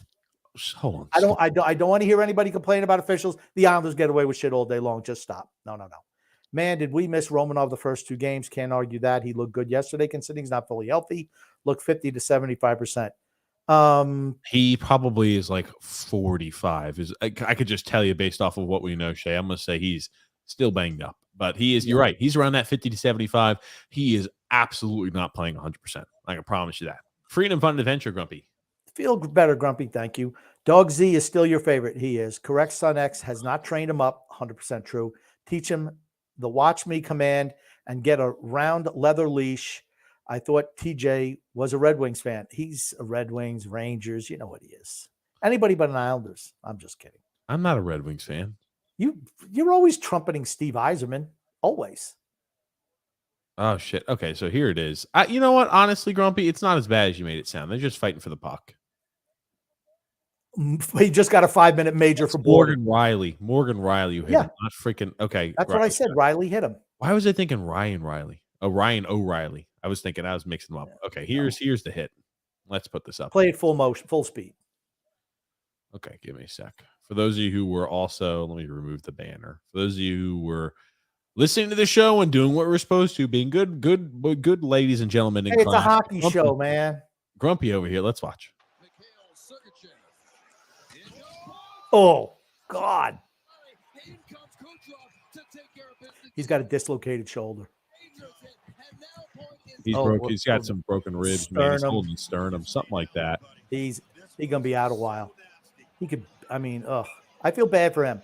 He's a really good player, fantastic player. But these fucking goon teams. Toronto knocked him out last year too. Remember? He's got his chest, man. It's his ribs. He won't be back today. I'm rooting for Tampa. I don't think he comes back. They're banged up already, Tampa. Banged up. That's the only way to beat them, honestly. You got to bang them up. They're too good. Oh, yeah, he's hurt. It's his ribs, man. What a fucking bitch. Riley's a bitch. Riley's a bitch. He'll be fine. He'll be fine. Point will be fine. I bet he don't play tonight. I bet he has broken ribs. He probably has some broken ribs. Okay, well then he ain't playing. Look at Stamkos. Stamkos, baby, get him! Fuck Toronto. I fucking hate the way that they play. I'll be honest with you. We cooned it up a little bit this last game too. Toronto is the worst in the coon squad. I was about to say Toronto is much worse than us. Absolutely. Here's the thing. Toronto's been beaten how many years in a row by Tampa? They know they can't beat them straight up. They know they can't. I'm actively rooting against. No, look at this guy. They need to get Hulk Hogan. This game's back down in Tampa. They need to get the Hulkster out there. Hit somebody with the big leg. Hit him with the leg drop. Oh man. So let's watch again. He's just trying to hit him there, making sure he's like right. Yeah, it's that last push. It's the last shove right there. It's that last shove. You know, you could have bodied him. It's the shove when he's so close to the boards. That's why he's getting a 5-minute boarding. He shoved him at the end. That's what led to it. And man, he went in hard. Let's see. Maybe, hopefully, Tampa can score 3 or 4 goals or 3 goals like they did the last time they took a 5-minute major. If they score a few goals, you better fight every single play. Run the fucking goalie. I mean, you cannot let people take liberties with your best player. Can't do it. Can't do it. Can't do it. Oh man, let's get Okay. back to our show. Back to the Islanders Never Say Die podcast. Sorry. Yeah. Grumpy, can we turn the TV off, Grumpy? I don't need any more distractions today, Grumpy. No more distractions. Yeah. Go ahead. Oh my God. Okay. Did you read yet here? Robert Marshall, Grumpy? Yeah, that's right. Brendan and Butch are doing the Toronto-Tampa game, and Butch has been real good today. I think you just need to get him away from the Islanders. He's a really good announcer. Jeff Sobel, Grump. Not only that, did you see how lazy he was skating back? Even got his stick in. Nelson, who was charging Barzal, was coasting back. I don't know what he's talking about. Talking about Barzal wasn't playing well. Okay. Nelson scored the goal. Nelson scored the goal. Kind of funny that Brendan and Butch doing the Lightning game. Yeah, they're good though. Brendan's good all the time. Grubby. I don't care what you guys say or anyone else. I love Butchie. I want him with us as long as possible. Yeah, we're not wishing he's dead. To me, he screams, heart and soul bleeds. Islanders blue and orange. Love listening to him. He's better doing other teams' games. I'm telling you right now. Well, I haven't listened. Has he messed up any of the names? Brendan, let me tell you something. Brendan knows how to cover for him. Mark A says, how good is injured Teravainen? Well, he's not playing. So he's absolutely. He wants to know how good Teravainen is. He only had 12 goals this year. He's a guy who didn't play great during the season, but without Pacioretty and without Svechnikov, they were expecting him to step up. He plays. He's like Pajot. He's like Pajot in that he can play in every single or Parise. He can play in every situation. Plays on the second power play. Plays on the penalty kill. He's a good, solid two-way forward. It's a big loss for them. It really is. He's a guy who has played well. Okay, last year in the postseason, Timo Teravainen had 11 points in 14 games. Year before that, 6 points in 11 games. He's a guy who's he consistently shows up in the postseason for the Carolina Hurricanes. He's a guy who consistently puts up points. He's a guy who does a little bit of everything. And you're right, he's better than he performs better than Jean-Gabriel Pajot, Grumpy. I'm sorry. Yeah, what I'm saying is that he's a big loss for them. He's a big loss for them, but it's not like missing Aho. Aho would have been a much bigger loss. Yeah. Sebastian Aho for the Hurricanes. Frank K says Barzal was awful last night. Indemore needs to shut his trap. Lame should remind him that Lindros railed his wife. Was that before or after the copious amounts of CT that Lindros has? I don't know anything about any of that. I was about to say, you may just walked into the wrong house that evening. Rick Rock, Grumpy. Happy Saturday, fellas. Feeling good about the Islanders after last night. Carolina is unraveling slightly and hurting. Entertaining series for sure. Speaking of entertaining, Goring on Toronto, Tampa Bay, WTF. Hey, they want those guys. You're in the playoffs. They don't want them doing home games. So Correct. You give them some other game and it's fine. I have no problem with it all. Frank K. Grumpy. Is Bo Doormat on the team? I want him arrested for that. Okay. For theft. Is what he said. Okay. I like that. Bo Doormat. Holy shit. That's a good one there. Shay Grumpy.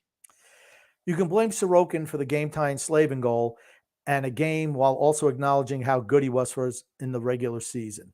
Slavin goal banged it off the back of his helmet. I was about to say, everybody's like, why wasn't he standing up? I'm like, because if let's say Slavin threw a pass in the crease and it hits off a skate and goes in because the goalie wasn't down. Well, everybody be bitching and complaining that why wasn't Sorokin down? Everybody plays the butterfly. Why wasn't he down? There's nothing he could have done there. I just know. I'm not giving up. Anytime action gets close to the net, the goaltenders go down. Anytime. Because it's a lot easier to put the puck through, jamming it on the ground, than it is to go ahead and hit the puck high and rifle it up there. It's just a fantastic shot. It's a fluky goal. It goes in. Yeah, it was a lucky goal. Lucky goal. Michael T said, good evening, TJ and Grumpy and Islanders fans. Freedom, fun, and adventure, Grumpy. Grumpy, are you surprised the way TJ eats that your son has made it into his 40s? Oh, damn. He's not even in his 30s yet. Does anyone... does only have updates on Clutterbuck and other Islanders who got banged up? Nemec deserves, Nietzsche deserves a suspension. Hold on. Is that the guy who just slid and happened to inadvertently hit Clutterbuck? We're saying that's suspension worthy?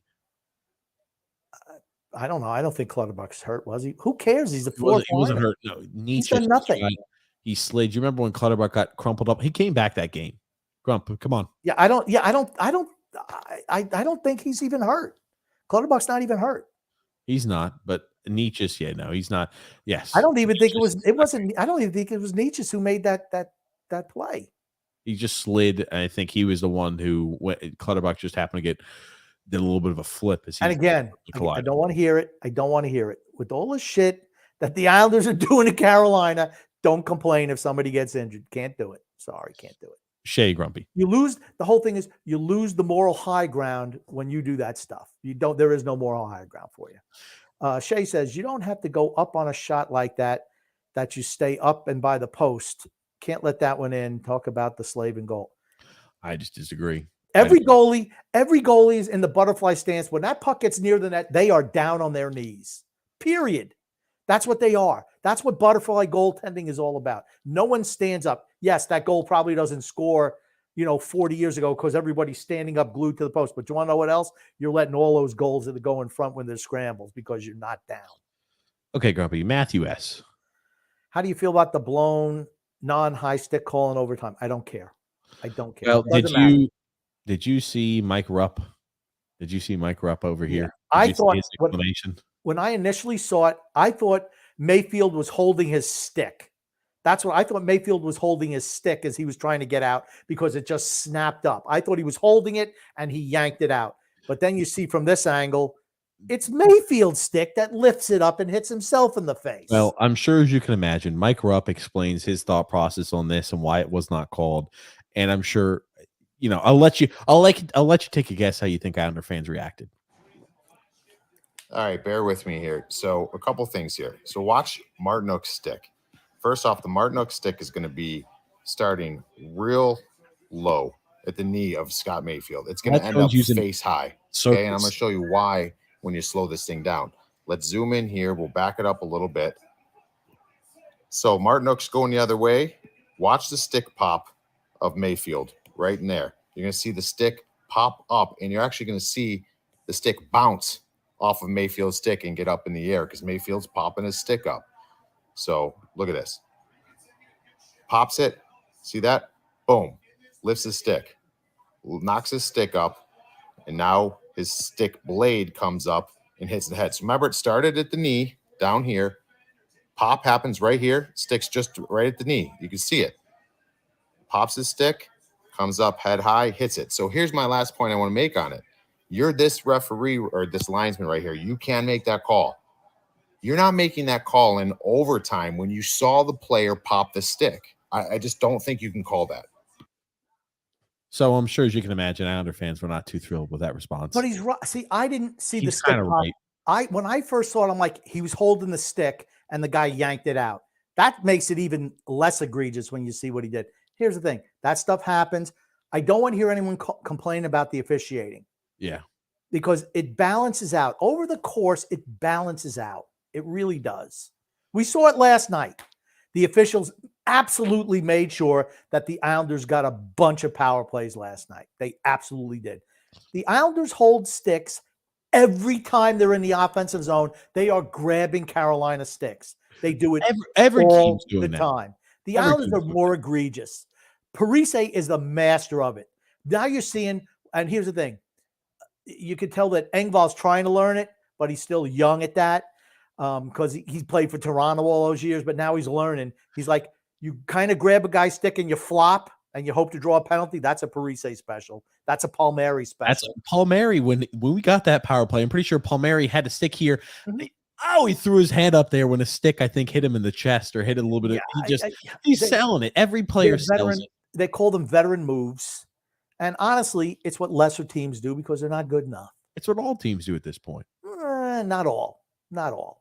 But some teams do. And in big situations, they do that. Pajot's real good at it too. He's been real good at it for years.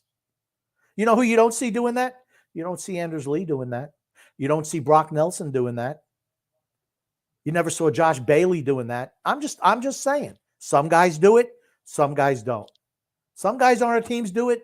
Matt Barzell, and I said it years ago, he's going to have to watch that stick hold thing because if the guy's coming out, He's stick handled with one hand and he's grabbing the other stick. That's a penalty all day long. And I said, he's better watch it or he's going to start getting popped for those. He did start getting popped, and then that was that. Now you see him. He was arguing with officials a couple of years ago. I just want to see that kid back 100%. You see Bo Horvat take off. Matty freaking B. Grumpy. We'll be singing a different Bo Horvat too next year. Here we go. Let's go ahead. Continuing along. No more referee questions. I don't want to see any. Yeah, I was about to say, I get it. There's going to be a lot of these where I'm just going to tell you, hey, people are upset with the refereeing and officiating in game 2. They miss calls. They call in our favor. It usually kind of evens out. And, anyway, we'll move along. D-cut, Grump.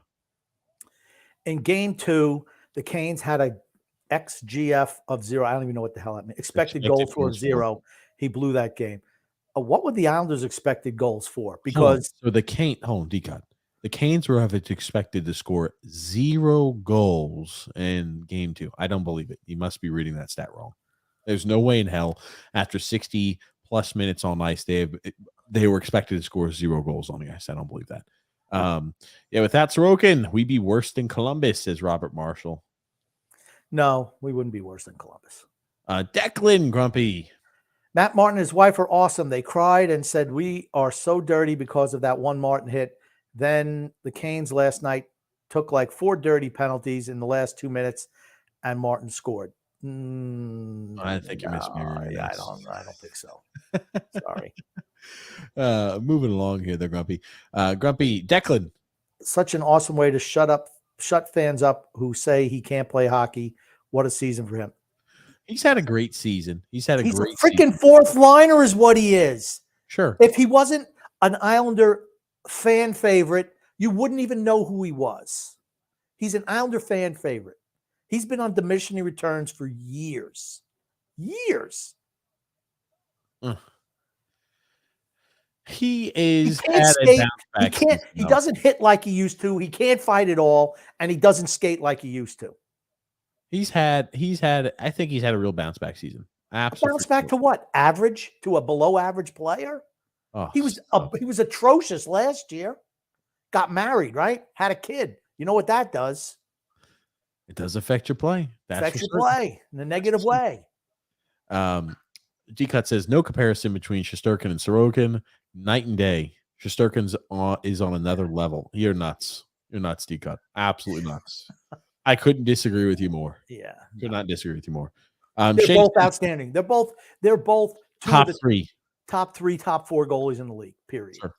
Shay, it was amazing. And he stole the other playoff spot for us. But I can also blame him for Sorokin. Okay, gotcha. Yeah, Rick Rock says, hit the thumbs up button like a little pesky Carolina. I like that. Very good, Rick. Oh, Rick Rock. I love it, man. I love it. Hit the like button like he's a pesky Carolina forward. There's a lot of these Sorokin goals. I look at Carolina and I compare them to Gnats. They're just a bunch of jerks, Grumpy. You never notice you get a bunch of gnats around your head and you're smacking yourself and you can never get the gnat. That's what Carolina is like. That's very good. They're like gnats. You're always swatting at them and they're always just in your ear. You go in your ear. No, it gets out, flying in your eyelash, all that stuff. It's like, yeah. Did you happen to see this we talk about cell jobs. Did you happen to see this cell job during the Edmonton and Kings game? No, oh my God. Take a little look. This happened yesterday. And just speaking about selling, this is something I saw. And I'm going to ask you, Grumpy, do you think I think it's a sell job. I want to get your opinion. That looks like he's getting ready to step on the puck. There's nobody near him. He sees him coming. He kind of slips that hit. Boy, I don't know. Now, who is that? Is that Arvidsson? Yes. Yeah. Because why? I don't even think he makes contact. He makes contact on the foot. No, he doesn't even make contact. Look at him. They're passing by. No freaking knee on knee. No shin on shin. Well, is that Nurse? Maybe he makes contact with a foot or Nurse never hits anybody. So, I mean, I'm not making that call. Yeah, that's pretty good, though. But see, that's what I mean. That's what they call a veteran move. We have guys on our team who do that, too. They're just falling right there. But right here, he's got to put the wow! Look at this shit. He does a complete 360, Grump. I mean, did he get the oh my God. See, Nurse need to just keep on skating. See, he went to let this guy. Oh my God. We talk about, dude, this. Oh, fuck. Well, maybe find it just hard to root for teams like this. maybe he hit the skate a little bit. Maybe he hit the skate a little bit. The 360 spin was unneeded. But here's the thing. He absolutely. Oh no, it wasn't even the leg. It's the arms flying out. Look, I'm a bird. I'm a flying bird. Dude, No. he was okay. It's at this point right here. He's like, I've made contact. It looks like the He would be the leg hits the leg though. It did. I made a mistake earlier. I thought it was already past him. But right here, you just go under the ice. You could just fall right to the ice. But it's like, it's right. It's that extra spin. It's not even. It's the arms. It's the arms. He felt the contact. Whoa! I mean, he sold it. I guess I don't know if there was a penalty on that or not. Should have been. There definitely was That's a penalty. trip. All right, that's a trip. But I mean, the sell job, please. This Just give him offsetting minors, because after this sell job by Arvidsson, I'm sorry, dude. Ugh. But here's the thing. It's the arms for me. It's the arms. It's always the arms. It's not the legs. It's always the arms. Oh man, I'll tell you, it is something else. It's so unnecessary. Yes. So unnecessary. Let's look here. But see, this is what, the whole thing is 30, 40 years ago. You didn't see teams who were just like Carolina.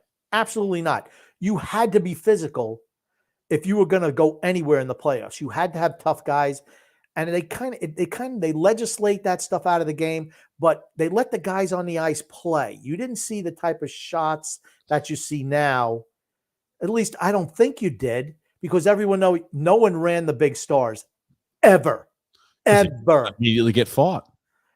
Well, here's the thing. Your guy was going to get hit the next shift. Sure. And they were going to do something that was well outside of the confines of the rules too. Absolutely.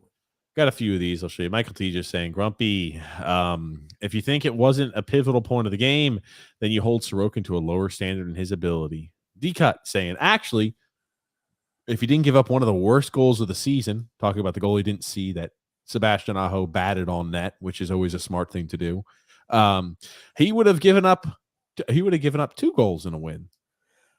Okay, if Antti Ranta makes any one of the saves that go right through his body, a 5-hole on a weak-ass backhand where he was interfered with as well, and then the 2 right through his glove hand twice.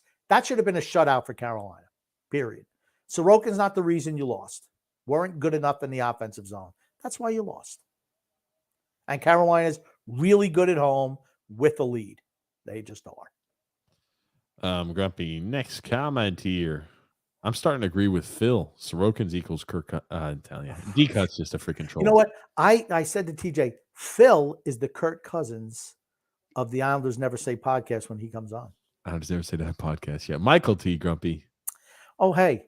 And hey, I'm over it. But the fact that the game lost was Sorokin, and that soft, or whatever you want to call it, fluky goal, he's still the goaltender, net minding the goal that led in a goal from behind the net. No, yeah, sorry. Stop. Anyway, Stop. and I feel let's take away the 5 or 6 spectacular saves that should have been goals. That absolutely should have been goals for Carolina. Joseph C. said, I feel like Carolina not winning a road game in the playoffs in the last 2 years is getting in their heads. That's what I'm saying, too. We talked about the psychological aspect. The Islanders have only won 3 out of the last 17 times they played Carolina. Carolina hasn't won a road game in 2 years or whatever. Yeah, you're right, Joseph. That, I feel like, definitely could play an aspect in the mental game. They don't lose at home, though. They don't lose at home. So that's in their head, too. We're playing at home. We know we're going to win. Somehow, some way we're going to win. Yep, big for the Islanders tomorrow. Absolutely. We actually dominated them in 5-on-5. High danger chances. No, wrong. No. I don't know what game you're watching, D-Cut. Sorry. Oh, man. No. Not the right one. Hey, gang. Love to see you guys. What's up, Adam P? How are you? Let's see here. I'm not going to read. Oh, my gosh. The Candy Canes are soft. We're wearing them down. Started midway through game 2. No. It started 2 weeks ago when Svechnikov went out. That's when it started. That's a huge loss for them. It started when John Gabriel Pageau, Paul Bunyan, terrifying hands. Hey, it helps when you have injuries like that. When another team picks up injuries and you're playing them in a series, all it does is help you win. Right. I mean, Exactly. look at the freaking Rangers last year. All you do is play the teams that are in front of you, and the fact that they didn't play a competent goalie for the first 2 rounds of the postseason, I mean, they can't affect who's in front of them in net. So hey, Yep. you're able to win. Simple as That's that. right. Yeah, tomorrow is a must win game. Okay. Our office needs to have a big game tomorrow, and they need to make passes a lot quicker. You're talking about a power play. Yeah. Our power play is slow. JG Grumpy. We should start a drinking game every time we hear the next game is a must win. To be clear, I agree that we have heard it so much this season.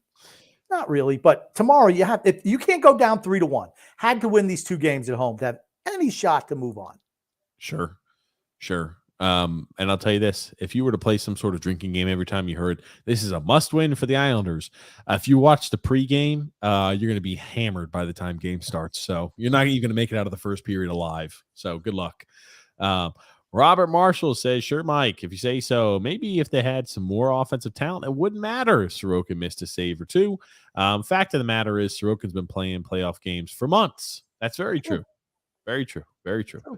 Johnny Mack says the 16 under AAU team went 3-1. 18 under is in the semis tonight. Good luck, Johnny Mack. John must not be coaching that team. Because they're doing so well. I didn't say that. Oh, Grumpy, that's what you're trying to imply. It's an easy cheap shot. Come on. Oh, Johnny Mack, bring us home the gold, baby. Also, the reason why Carolina is so good at home is because having the last change to match lines. Sure. Well, that's why it's great to have home ice advantage, right? Frank Grumpy. Islanders wrecked them. We're in their head. Okay. They are scared of the beating they've been receiving. Even Pajot sent that bigger player into our bench. You're going to have to win a game in Carolina. Sure. Have you done it? Can you do it? You have not been able to. Okay. The Canes are more at a disadvantage with the short turnaround. They're beat up and they're soft as a baby's bottom. Well, hold on. We're an old team that is having that's having a shorter turnaround than Carolina. I'm not so sure about that. I do believe that Carolina's soft, though. Absolutely. I do too. Svechnikov is a physical type player. It's a loss. And I'll tell you what, I like I said, everyone knows that I think Carolina is a really good team. And I don't know why they do some of the things, but they just seem to get better year after year. The injuries have hurt them in the playoffs the last couple of years, without a doubt. Nick D. Grumpy. Hey, Grumpy and TJ, how you guys doing tonight? What a game last night. Lots of intensity, without a doubt. Do you think Bo will snap out of this slump tomorrow, or will he be the usual no-show Bo?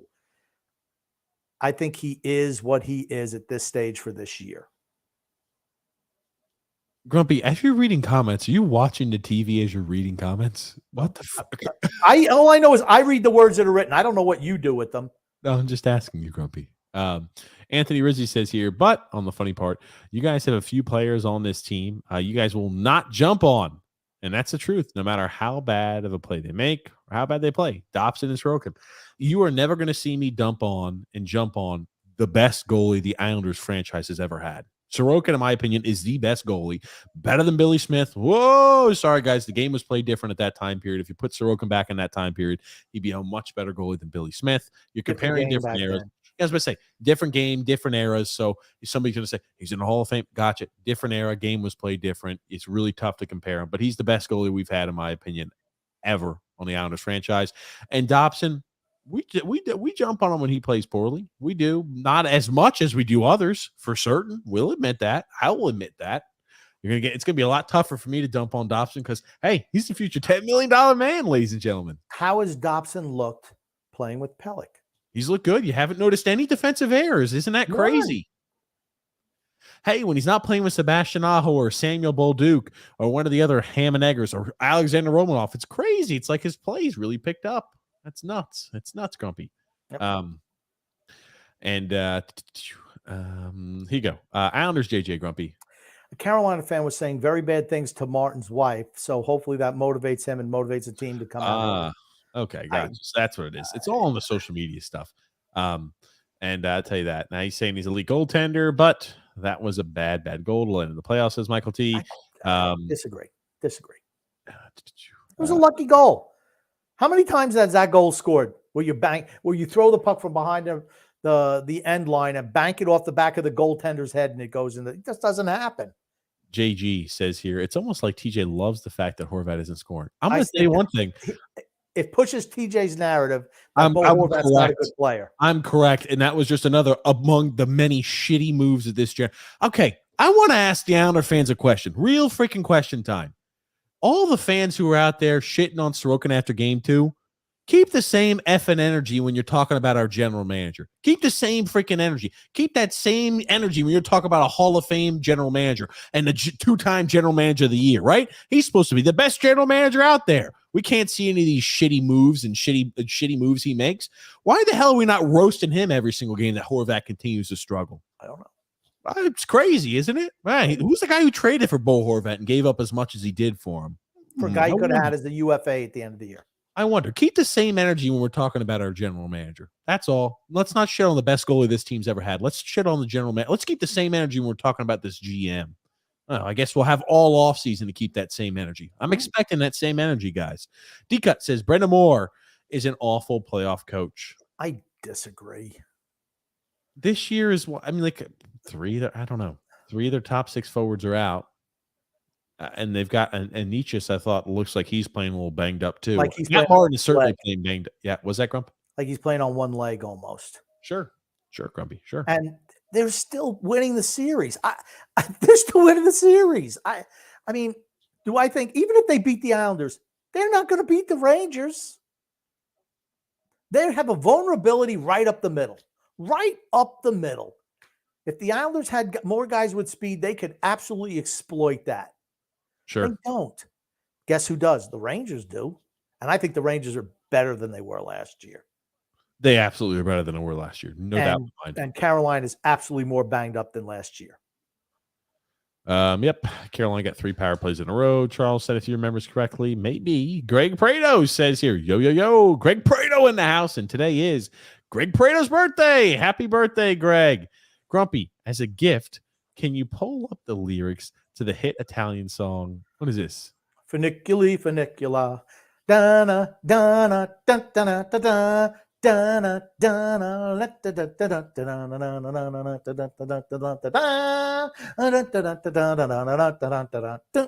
They're all words, but I don't know them. Okay. I've heard that song before. Paulo C. Grumpy. Yeah, okay, if you would have read, first of all, you couldn't read it because I stopped. I'm like, what the hell? Stopped because you look at that.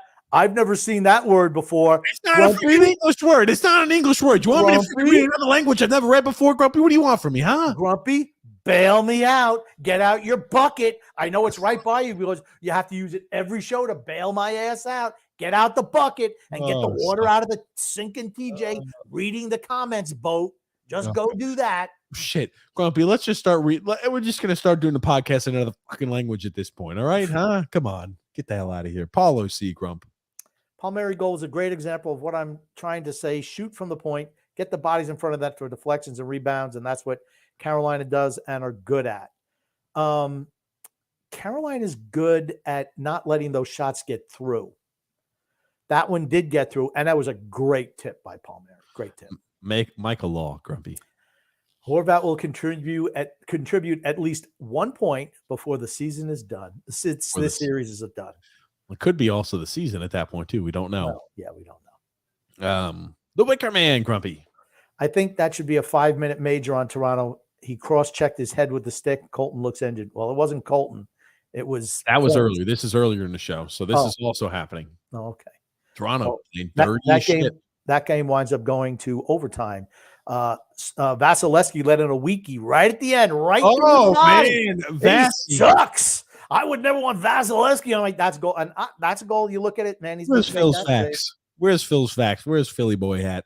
He was telling us just the other day how Vasilevsky would never let in those weak goals. Vasilevsky never gives up goals when it needs to be. He let one in that he probably would want back. Gotta love that. But Anthony says, but all said and done, love you guys, but we can agree to disagree. Exactly. No one should agree. Let me tell you something.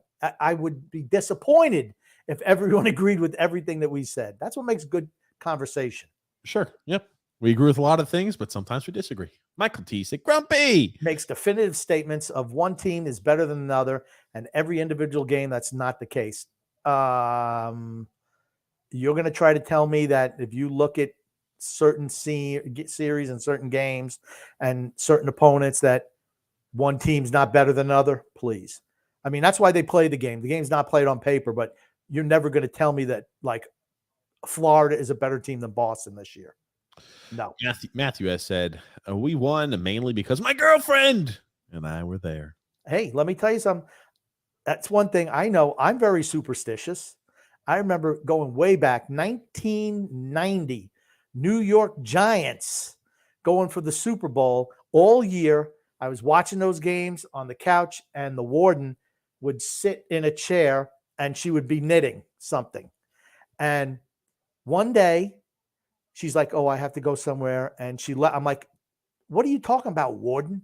You got to sit here, and you got to stay in your seat because that's what's been working all year. She's like, no, I have an errand to run. Some freaking errand, if you could believe that, more important than the Islanders. They go out, and they wind up losing to freaking Philadelphia. After winning 10 in a row, and then they lost on Monday night to freaking the 49ers after that. It was the residual lose, and I said from now on, I put handcuffs on her, so she was not allowed to leave the area for the rest of the year. It's funny you say errand. I didn't really do that. No, it's one of those words you said, because the warden says that all the time. You got to run an errand. And it's funny. I have not said that word, Grumpy, in 4 or 5 plus years since. It's probably because you don't understand it. And I just never used that word. It's not in my lex. It's not, not a word I use. But I'm like, it reminds me of the warden. When you say errand, I'm like, you could say nothing. And if somebody said errand, I'd be reminded of the warden. You know what other words you don't know? Funiculi. You don't know those either. Yeah, they're not English words, Grumpy. Come on. And here's the thing. It's not even, you didn't even try to read. You just gave up. It's like, I'm never getting this one. I don't want another defensive back Cooper incident on my hand. I don't want another one of those. Mark A, Grumpy. I think the Islanders sent a message at the end of the game. We are dialed into our physical play. Matty and Casey are leading the way. Just be careful, because if things have a way of going, they shift from one series to the next, from a game to the next. You got to be careful. Greg Prado, Grump. TJ, I just sent you a delightful video via Twitter that is guaranteed to delight you. Grumpy, look at the next video. Read the next comment here, Grumpy. I'll pull up. Hold on. I don't even. Okay, here we go. The Wicker Man. Are you guys going to be on during the game tomorrow? I would say I don't think we're going to. I will not. I'll have some. We'll get stuff done at the house. So. Errands? You have some errands to do? Yeah, I've got some errands to do. Sure. It depends on how quickly things get done or when people come by that's supposed to be getting shit done on. So maybe, probably not, though. Don't bet on it. Let's see here.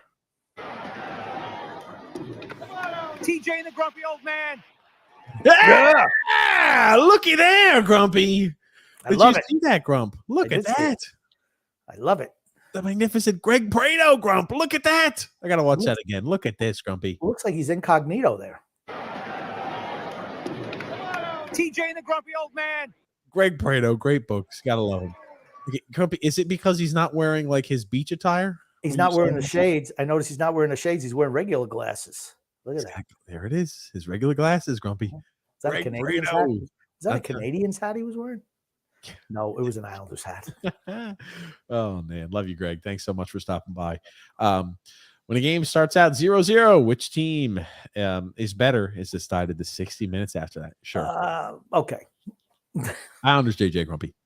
I'm starting to think the Rangers are working some GD magic. They never get hurt.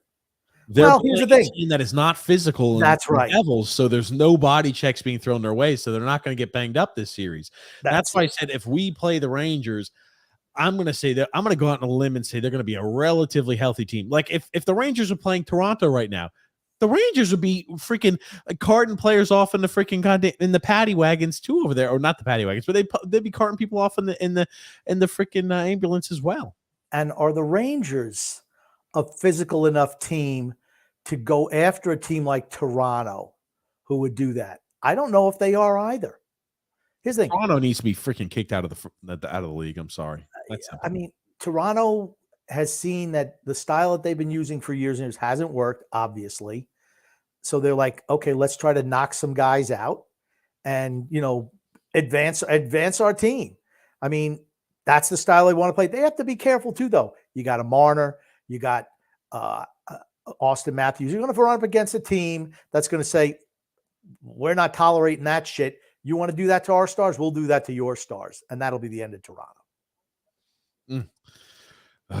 This is a big game, by the way, for Tampa. I think Tampa has to win today. I think Tampa has to win tonight, too, after what happened. Absolute must win for them. Got something here by Drew Grumpy.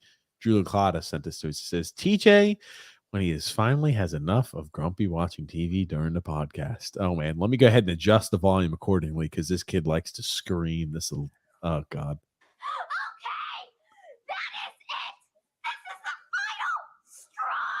That's kind of how I feel, Grumpy. He's my spirit animal. What is that kid? That kid's funny though. I like him. It's not like some of the other imbecile things we get from Drew. Oh man, you love some of those guys. Like no, you know this Grumpy. He's in your area. You have to. I don't know. I don't know who that guy is. I don't like him. You love We Hoop and stop. Let's see here. Seeing a lot of these. I consider Wallstrom the Max Pacioretty of the Islanders. We got a lot of the Wicker Man saying here. No. Wallstrom's top 6 on this team, in my opinion. I agree. He hasn't proved he's a top 6 forward on this team yet. I'd love for him to prove that he's a top 6 forward on this team. I would love it. Frank, I agree. Paul Mary has been fantastic. He's been really good. He's been really good. I agree. I disagree, Grumpy. 5-on-5, the Islanders played well the last 2 games. Not as good as Carolina. Yeah. Definitely not. Says, was that the tightest 5-1 Islanders victory ever? Yes. At least in my history of watching games, because I know the game, and that's what I'm about to mention, but I got sidetracked, I guess, when I didn't bring the point up. But I know we won 5-1. The scoreboard did not indicate how close of a game that was. Here's what happened. We made it 2-1, and then Ronta gives up a softie in the next 30 seconds, and that was it. Game over. You could just tell, okay, we're done for the day. We're done for the day. Deacon says 5-on-5 goals a series. Canes 3, Islanders 7. How many of those? How is that skewed after the? I mean, they scored 3 goals, I assume. Here's the thing too, D-cut, and I'll mention this to everybody. Power play goals, they count the same. They count. I hate that word. It's like, how are we playing 5-on-5? I thought the action is mostly carried by Carolina. Sure, we've got maybe a goal or 2 more than them. Even after you exclude the implosion they had yesterday. I think it's been a close series. Carolina has the lead. We must win tomorrow. That's all that is. That's all it is. Yep. Grumpy, you are the spin master, and I appreciate it. Thank you. Believe, achieve, conceive, says Michael Law. Oh, wow. Goon Grumpy. Can't the Islanders simply just donate all future power plays to charity, remain 5-on-5? Not against Carolina. I think you want to go down. Well, no. Yep, there it is. Eptica says Canes have 4 special teams goals. Islanders have 1 special teams goal and 1 5-on-6 goal. Well, they say that in the playoffs, special teams are really, really important. Yep, you got to be able to do it all. You can add those goals up any way you want. That 5-1 game it's 2-1, and it's a throwaway after that. Yep. That third goal, which weak. I mean, let's not even talk about the weak goals from Ranta. I don't care. Not even talk about them. I don't care about him. He sucks. He's not a good goalie. Do the Islanders win tomorrow, or will they set sail towards mediocrity? I don't like the 1:00 start time. Those games we tend to come out flat. Cannot come out flat. The arena is going to have to be there from minute 1. That's all I'm concerned about. Did the Islanders start off flat? Because Carolina never starts off flat. If you cannot let Carolina get a 2-goal lead or something like that in the first 10 minutes, cannot let that happen because that plays right into their hands. I will say this. I am about as 50-50 of a game as that can be. I think Carolina, do they try to bounce back after things got shitty at the end of that game? Do they fight back, or do they cower away in a corner? I see both as being possibilities. A home ice advantage does help. I do think they are banged up, which obviously helps us. And, I will mention this too. Less time for a turnaround game like this, I think, is probably more negatively impacts the Islanders more than it does Carolina. Agreed. Carolina is a younger team. Your body bounces back quicker when you have those big. And I'm talking. It was a close game. It wasn't like the Islanders were up 3-1 the entire game and they kind of coasted the remainder of that game. That was a hard fought game for I want to say about 55 of those 60 minutes out there on the ice. Yep. So both teams exerted a lot of energy. Usually the younger body holds up a little better. So and I thought the Islanders deserved to win that. That was deserved victory. Here's the thing: Absolutely. even if it was 2-1, that was a deserved victory. I thought that they outplayed Carolina for the majority of that game, particularly in the third period.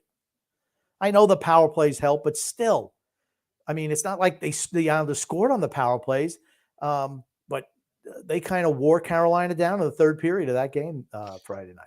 Michael T said, I believe the Islanders win tomorrow and make it a best of 5. Well, it'll be best of 3 then. Best of 3. Yes, best of 3. Gungun says here, Romanoff made a difference last night. TJ, do you have your apology prepared? Oh, I swear, people are over here celebrating this guy. He's just a freaking. Here's the thing: he's better than Bolduc. Is that your positive? He's better than Bolduc right now. Okay, That's I was about to say. Bolduc is a 21, 22-year-old defenseman who has like 15 or 20 games of NHL experience. That's playing his first playoffs. I'm not expecting much from him. Elon Avatar, Grumpy. Not yet. Yeah, I've been happy with what he's done, but I mean, the playoffs are a little bit different. How many regular season games did he play? I mean, what, 5, 10? I mean, he didn't play a whole lot of regular season games. I mean, you're not expecting him to be able to ratchet it up in his first playoff series. At least I don't think he's a number one defenseman. And I'll say this too, even if Romanoff struggles at all during this series, you're not going to see me blaming Romanoff because we know he's playing injured. You're not going to see me pointing fingers saying he should be doing this differently or that differently. He's playing injured out there. So same with Matt Barzal. That's what I say. That's the same treatment I'm giving Matt Barzal. Same treatment I'm giving Romanoff. Same treatment giving Matt Barzal. Grumpy, Elon Avatar. Got to take Lee off the top line. Agreed. Going forward, $7 million at 3 years. Might be best to buy him out and spread it over 6. He is a useless forward in 2023 hockey. He is. You know what? They're not going to do it. He's the team captain, even though I don't think he should be. I'd much rather give Barzal a C. Sure. But he's not going anywhere. Did they ever move anyone? They're going to sign Sorokin back. They might even make an attempt to sign Mayfield back. Bring the whole cast and crew back to a team that's never going to win a cup. Because as Candy Canes are petrified of the Rangers. The Rangers will beat the Canes. No doubt in my mind. The Canes have no chance of beating the Rangers. I don't think they're scared of the Rangers, but the weakness in Carolina is a Rangers' strength. That's what gives them problems. They have that speed up the middle, and that gives where you can get those odd man rushes, and that gives Carolina problems. Yep. Looking here. Michael T. Grumpy. If you don't think the Islanders are going to beat the Rangers in the playoffs, then you're not familiar with Islander Ranger playoffs history. None of these guys have played against one another in the playoffs in the past. None of them. Same thing that Phil was saying. None of these guys. Yeah. Anyway. When was the last time the Islanders played the Rangers in the playoffs? 1994? That was a sweep. Blown out. I think 25-4 was the goal. Something like that. Ridiculous. Robert Marsh said, who's talking about the Rangers? I'm talking about beating the Hurricanes first. Well, we're just looking forward to what would be next. I was talking about that. I was starting to kind of move ahead a little bit. I don't know. Get carried away. You got to get carried away and have some fun. The Wicker Man said he would rather lose in the first round than lose to the Rangers. Matthew S. also said lose in the first round than the Rangers. Nothing is guaranteed, you guys. TJ, come on, bro. Also have D-Cut saying, I'd rather lose in the first round than lose to the Rangers. That's the negative. See, that's the one I was thinking. We are lucky. There are some Ranger fans down here, but it's not like. Here's the thing: the fans down here aren't rubbing it up your ass if your team gets beat by them. Yep. They absolutely do not do that, and we certainly don't have Ranger fans down here doing that. And honestly, where I live, more Buffalo fans than anything else. Yeah, you do have a lot of Buffalo fans. A lot of Buffalo fans. As JJ said here, I might never leave my house again if we lose to the Rangers. So, well, then maybe we should hope for a Carolina win then, right? Talk about a team that hasn't had any injuries. No, every team. Rangers aren't banged up at all. They're as healthy as they could possibly be right now. Those are the teams that do well in the playoffs, right? In every sport. and the NHL, the Stanley Cup is a grind. It's a war of attrition. And the longer you stay healthy, the better off your team is in the long run. That's what beat Carolina last year. Injuries. Yep. Absolutely. Paulo C here, Grumpy. Grumpy, if we win tomorrow, then I think we can win the series because I think we can win in Carolina. Game 2, we had that game. It was ours. And they won because of lucky goals. And, well, we scored lucky goals too, though. So, I mean, until you actually beat Carolina in a playoffs, I just think it's let's just pump the brakes. I think if we win the series, if we lose tomorrow, I don't think we have any shot. If we win tomorrow, I still give ourselves up from 20 to a 40% chance of winning because still got to win in Carolina. It's really, really tough. I go to 51% chance of winning if we win tomorrow. Okay. What, slightly ahead. Flex crew. Grumpy. I wouldn't be that scared of the Rangers. They're a great team, but just how we don't face up good against Carolina or Boston, they don't face up good against us. We play a much different type of game. They're really dialed in right now, though. That's the difference. They're way better now than we were when we played them at the beginning of the year. And I know those series are tight, but the Rangers are really freaking good right now. Really. Stuff Nikki said. A little reminder, everybody. Fire Lou Lamoriello. Absolutely. Just keep the same energy. That's all I want. And Michael T said, thank you, Nick D, for pushing this podcast agendas. LOL. Michael T, just keep the same energy with Lou Lamoriello that you're doing on Sorokin. That's all, man. That's all. Just keep that energy. That's all you got to do. That's all I want. And hey, hit that like button. If he's healthy. Hit that like button. Hit the like button. That's right. Thumbs up. Hey, give Grumpy a 5-star review. Type 5-star review down there in the comment section below, too. Tell your friends. Tell your enemies. Tell everybody. Robert Marshall said, I think Anderson might start if he's healthy. I don't think he's healthy. I was just reading something updated 10 hours ago. He's not healthy still. And then Freedom Fun Adventure says, notice when TJ starts talking about the Rangers, he starts going, Islander fans. Oh! Like he isn't one of us. Islanders would destroy the Rangers in the playoffs. Shesterkin there will have a bad series against the illest Ilya Sorokin. Okay, I like it. I like the comment there, Freedom Fun Adventure. They're going to Grumpy. I think they're on to me, Grump. They know I'm a secret Ranger fan. We've had this charade going on for about 4 or 5 years now, Grumpy, but I think they're on to us now. Could you actually tell me 10 players who play for the Rangers, TJ? I can tell you 10 players. Sure. Oh, let's play the game. How many Rangers can you name? Shesterkin. Keandre Miller. I could name Aaron Fox. Adam Fox. Sorry. Hey, no, it's okay. You get most of the names wrong. Just call him Fox. Anyway, you've got Tarasenko. You've got Patrick Kane. You've got Capo Caco. You've got Lafreniere. You've got Vinny Trocheck. You've got Jacob Trouba, and you've also got Filipino. 10. Wow! There we go. We got him, baby. It was a struggle. I'll be honest with you. It was a little bit of a struggle. I probably should have been able to get that a little easier. Yeah, Kreider, Zibanejad. All the actual Ranger. If you didn't notice, all of the trade acquisitions that they brought in, players who played on other teams, I was Keandre Miller. I named Keandre Miller. Okay, I didn't know if you did. All right. Well, good. You were able to get 10. Can you name 10 Islanders? Yeah, I could name a few Islanders. Okay, I bet you could probably name all of them. Sorokin versus Shesterkin, round 2 would be sick. I think they really play the best against one another. Well, actually, I think Sorokin plays his best against the Rangers and Shesterkin. Got a comment here from Nick D. So anytime there. Honest question, is the Islanders played like G3? Do you guys think that Phil is right and the Islanders go to the Eastern Conference Finals? No. No, I don't think whoever comes out of the Islanders Hurricane series is going to get beat by the Rangers. Look at this. Frank says, and TJ gets more giddy talking about the Rangers. Whiny, I tell you. That's a pure what is fantastical scenario. It makes no sense. Pure fantasy. Okay, fair enough. To be honest, Carolina's goalie has not been that bad. Talking about Ronta. Look at the weak goals he lets in right through his body. You cannot.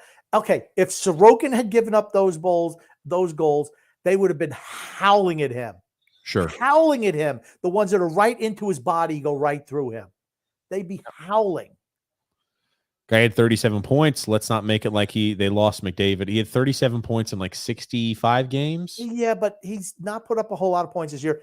I think they miss him more in their transition game and defensively and penalty kill. That's where I think they really miss him. Sure. Let's look here, Grumpy. The Wicker Man. The old saying, TJ, you haven't lost a series till you lose a home game. So hopefully a win tomorrow will put them right back in it. Yeah, the Islanders have to win tomorrow. Cannot lose a home game to Carolina, expect to win the series. Cannot do it. I will say this here. We don't have home ice advantage. So I guess that's the difference on that. But I'd be like, if they don't lose a home game, right? Yeah, I don't know. We can't both win. Anyway, Michael T. Grumpy. All I know is I've watched Islanders hockey and playoffs since the late 70s. And when the Islanders and Rangers play at any time, anything can happen. True. That is very true. That is very true. Okay, let's see here. And we always get up for the Rangers. I just think the Rangers are really, really healthy right now. And I think they're starting to click. They were starting to click at the end of the year. They're looking good now. And to my surprise, they're playing well defensively. I didn't expect that. They're not getting a lot of pressure put on. They're doing a good job with what they're required to do. D-Cut says Anderson's never been a good playoff performer. Very shaky in his career. That's true. That is true. You're going to see Carolina with 2 new goalies next year. I guarantee. None of those guys are going to get their contracts renewed. They're both 33-year-old UFAs. They're both gone. Yep. And Anthony Rizzi Grumpy. Every goal we score is a bad goal by the other goal. Anyone who scores against us, it was a great goal. Come on, guys, please.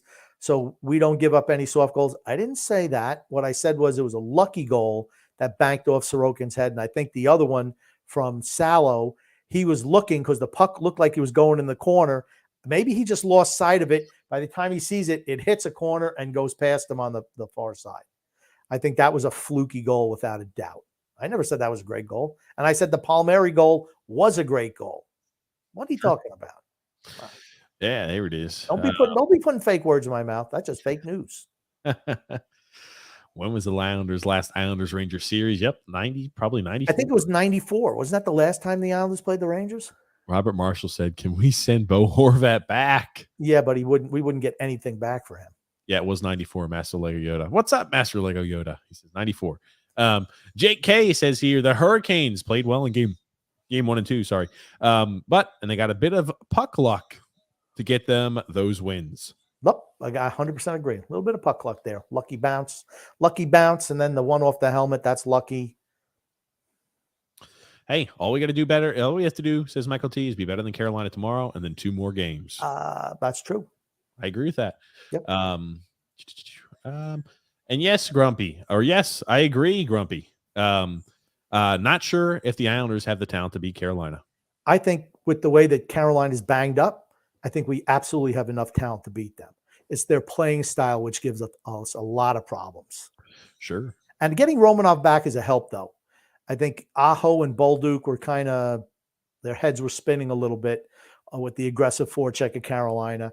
And I think Romanov was better. Of course, being at home helps too. Sure. Being at home helps. You get that home kicking. You got the fans behind you. I mean, the fans were really rocking and rolling. And, I think that helps. Let's see. Hopefully tomorrow. I mean, 1 o'clock. I don't like 1 o'clock games, though. I don't like 1 o'clock games. I'm not a fan of that. D-Cut said, so the loss of a 37-point guy changed your mind about this series, Grumpy Man. Svechnikov and Pacioretty were out before the series started. It's just another one. It's just another one in the list. Yeah, it's like, okay, he was what? Maybe your third best forward left on the team, and you miss him. I just think it's a big loss. Everything's a cumulative effect. That's all I'm saying. And here's the thing: Carolina's still winning the series. They're up 2-1. I'm just saying now it gives the Islanders more of a chance. That's all. So Phil tried to send this to me, but Phil's trying to be sneaky, but he doesn't know. He doesn't know I already can debunk this immediately. So Phil said this. This is how you're supposed to save a clip. I'll let you watch it. What do you notice here about Hayes? Hayes is sliding to the outside portion. Hayes also is a lefty. Jacob Slavin is a righty moving towards the net. So the angle from which the puck gets shot, you don't have to worry about a lefty from this point going ahead and finding a way to put and sneak this in, right? And even if he wasn't, here's the thing, even if he was not, and look at him, he's sliding towards the back portion of the boards. He was Look not, at where he is. He's so far away from the net. that's correct. Phil's nonsense. Phil said Slade Now, was look like, at him. It took him 3 days to dig up the one time that a guy was standing up from there. One time. He gave up a goal like that for Marchand in the Marchand a couple of years in the playoffs. now this is not Sorokin, this is Leonard, right? No, that's Varlamov. This is not Varlamov. Is this Varley? I think that's Varlamov. No, this has got to be Leonard, no? No, that's Leonard, Varlamov. No, it's Varlamov. Okay. Varley. Yeah, he gave up a shitty goal too anyway. Again, with this, let me ask you this. I don't know. You know what? I'm going to take Sorokin over Varlamov any day of the fucking week. Sorry. Okay, we've got a situation. Let's watch here as it goes. If there's a pass out front, he gets scored on because he's standing up.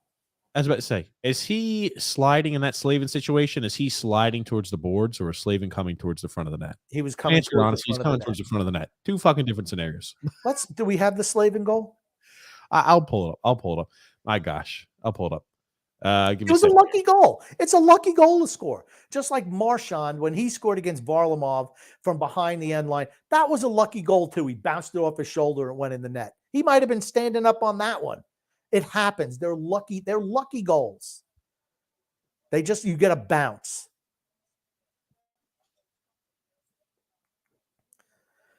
Just to let you know, just to keep you in a loop, the Rangers and Jersey are tied at 1 in the third period. We're in overtime, 9 minutes to go in the first overtime with Toronto and Tampa. Still not in at 3. Shots on goal, 37 for Tampa, 23 for Toronto. Okay, here.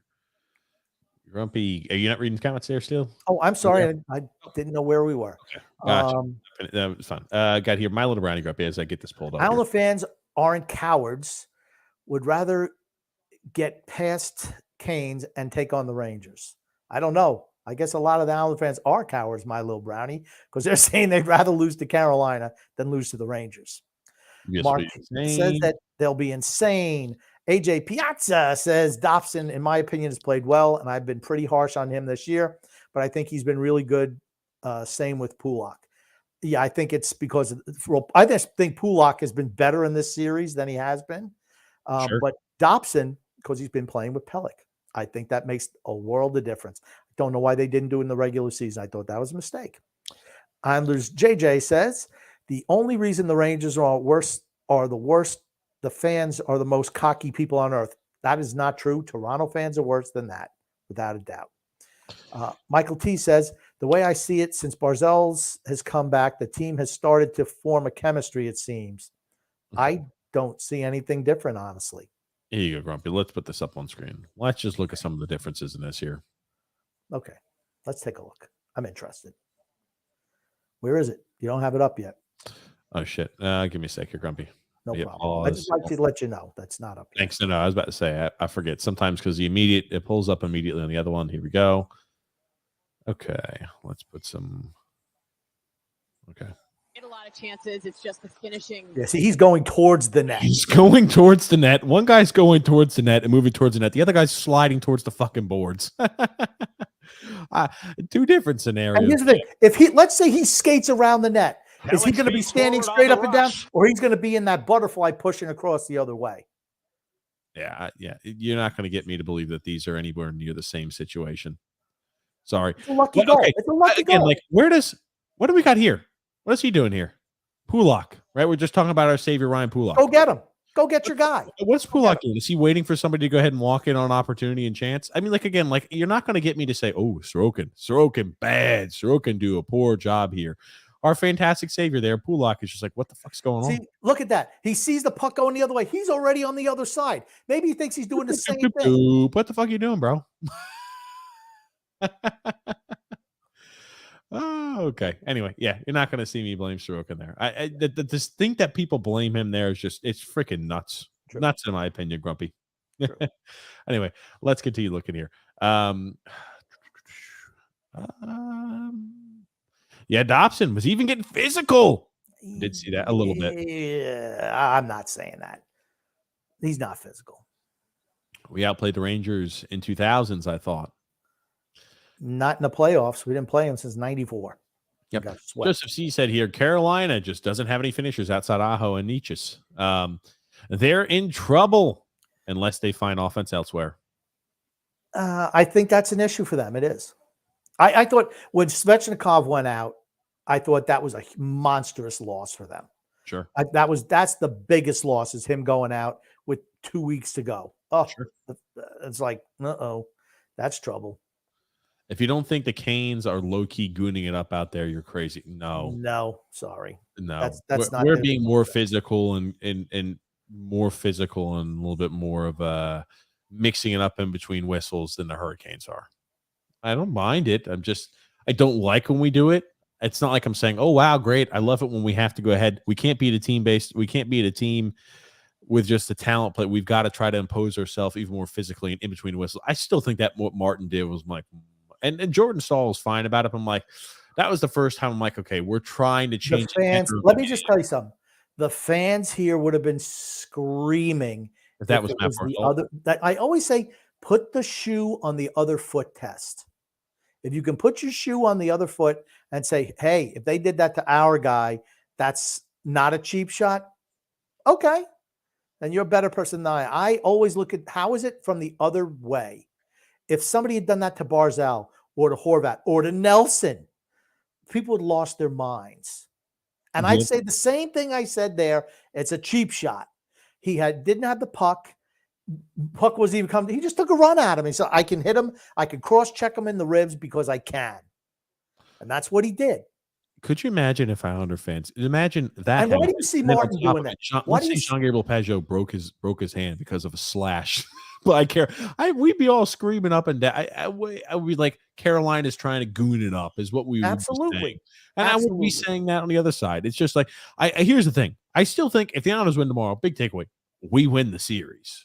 I do believe that. I got to win a game in Carolina. 51% likely. Here's the thing. I will say, if the Islanders win tomorrow and Game 5, they win series. Until they win a game in Carolina, I'm not saying the Islanders will win the series. They have to win a game in Carolina. Have to. Old time hockey. Putting on the foil, coach. Eddie Shore, old time hockey. There it is. That's one of the greatest sports movies ever. And no. I mean, Slapshot, great movie. I want to say the greatest hockey movie ever, but pretty darn close.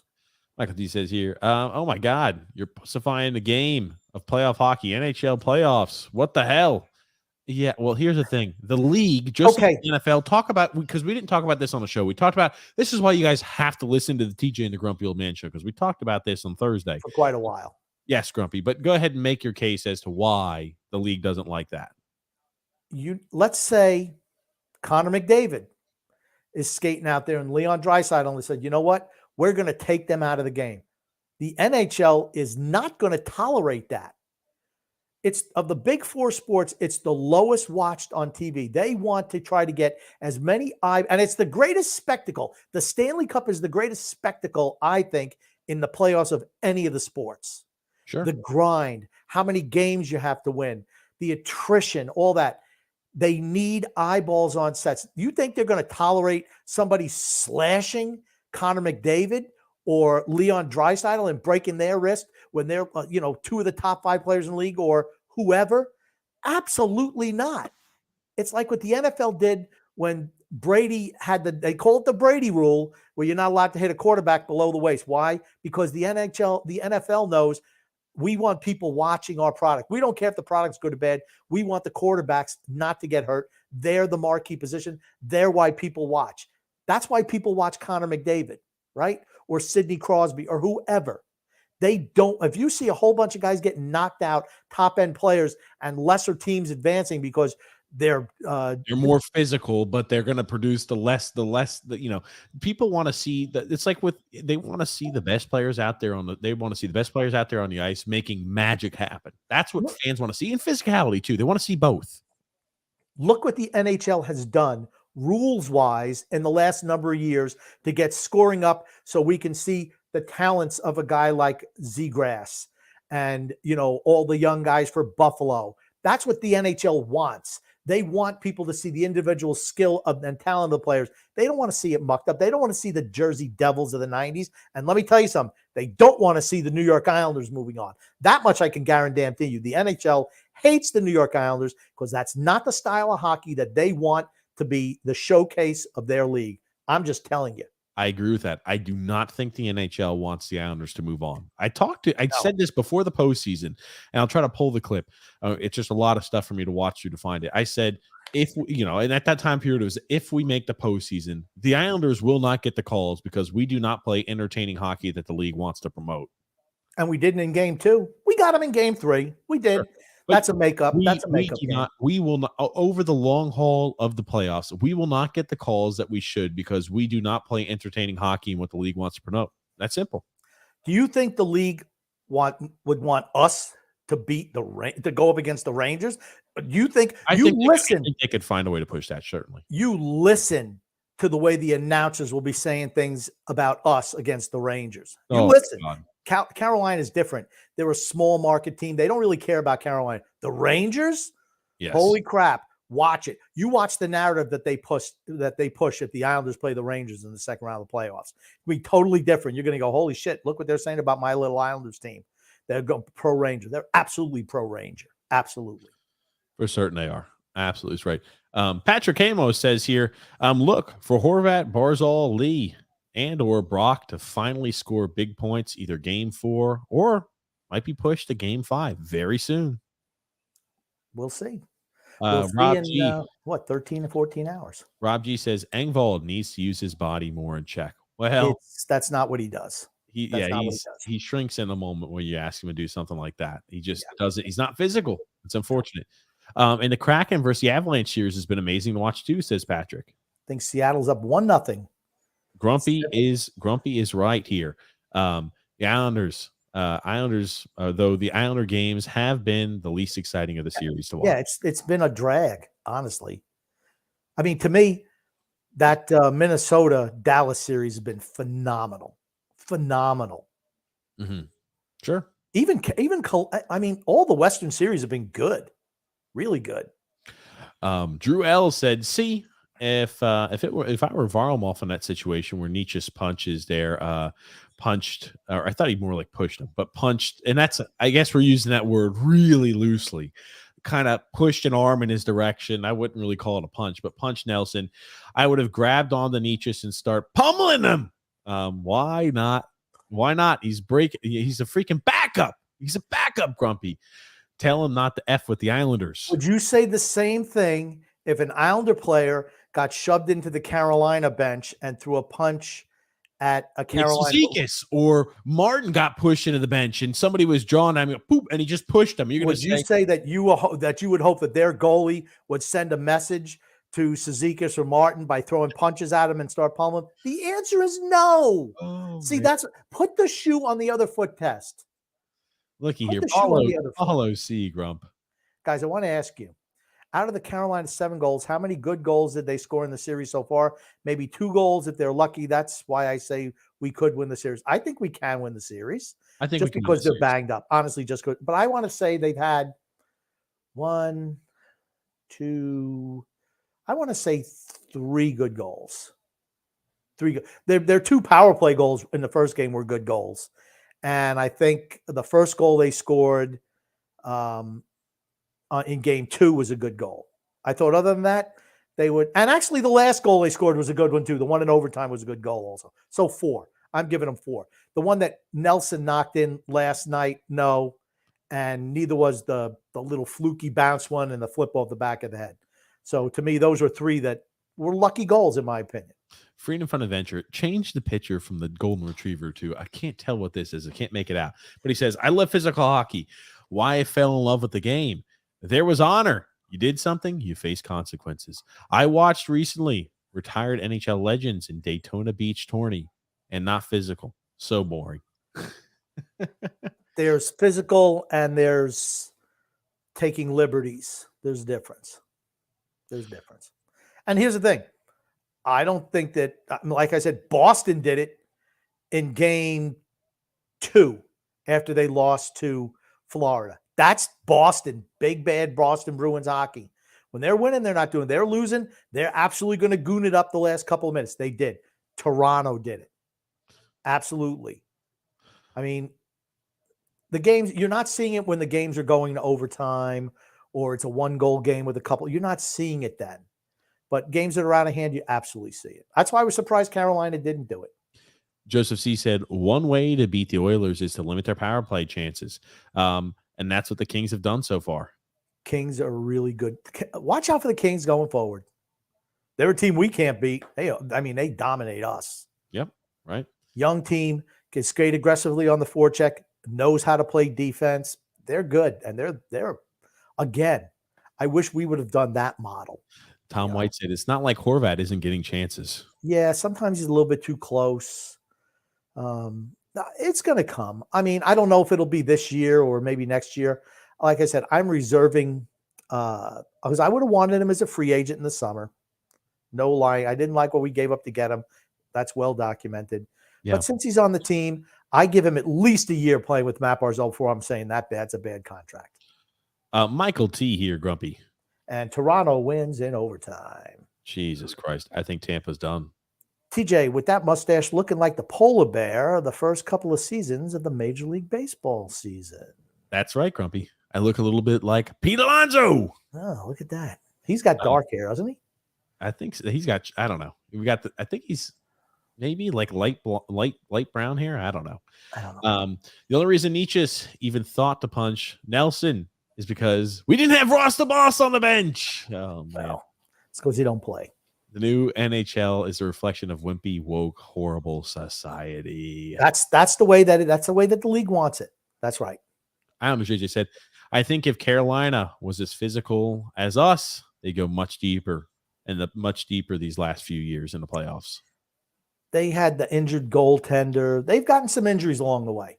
Both of them come playoff time. They have. Frank said, TJ, stop pretending you're an Islander fan. Oh, man.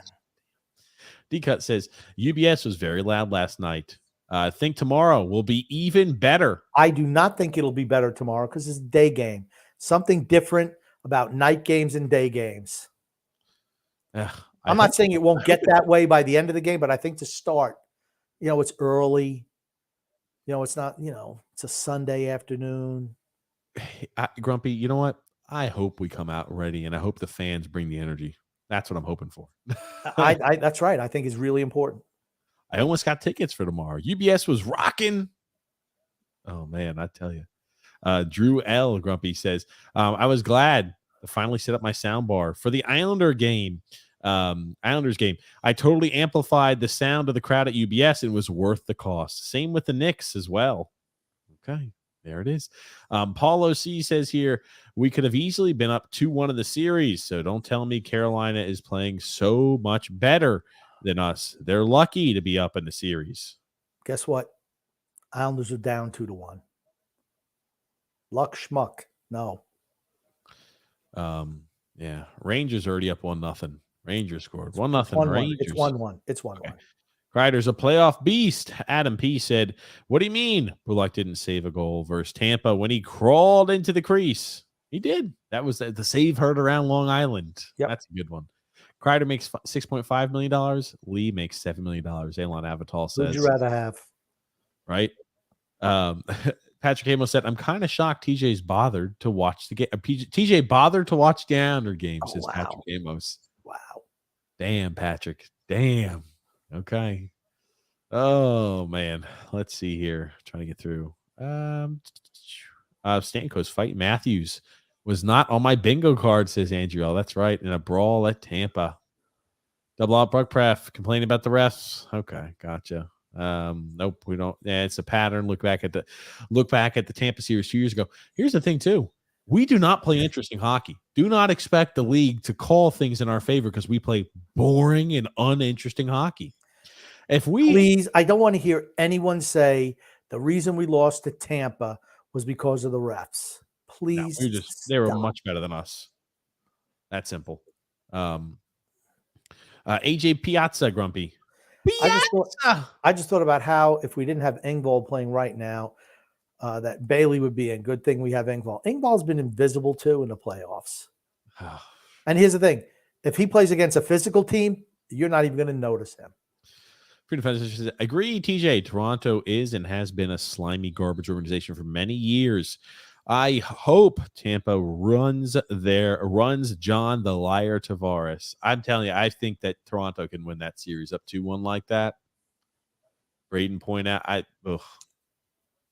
as much as I picked Toronto to win, my God, they're going to probably beat Tampa. Anyway, Anthony Rizzi says, Grump, you are too much. The Islanders get away with anything and everything. Holy shit, this is comical. Okay, my point is, I don't want to hear people say, all these calls go against the Islanders. Absolutely not.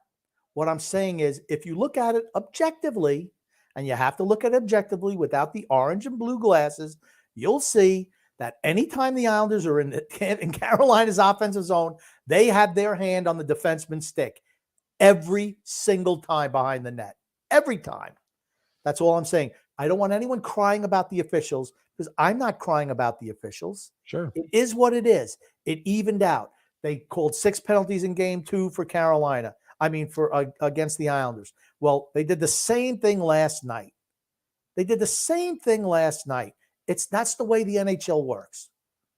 Is what it is. My little brownie said here, I saw the hit by Riley, boarding at its worst. Absolutely. You got to do better than that, man. You should know a little more. Tampa win the series in game 7. Well, all I got to say is, TJ, I don't know if you have that goal that Vasilevsky gave up in the last minute of the third period, but I just wonder what people think about that goal. And should we just say Vasilevsky sucks? Is Tampa going to be shitting on their goalie? They're going to be shitting on Vazzy after that goal against? Nope, absolutely not.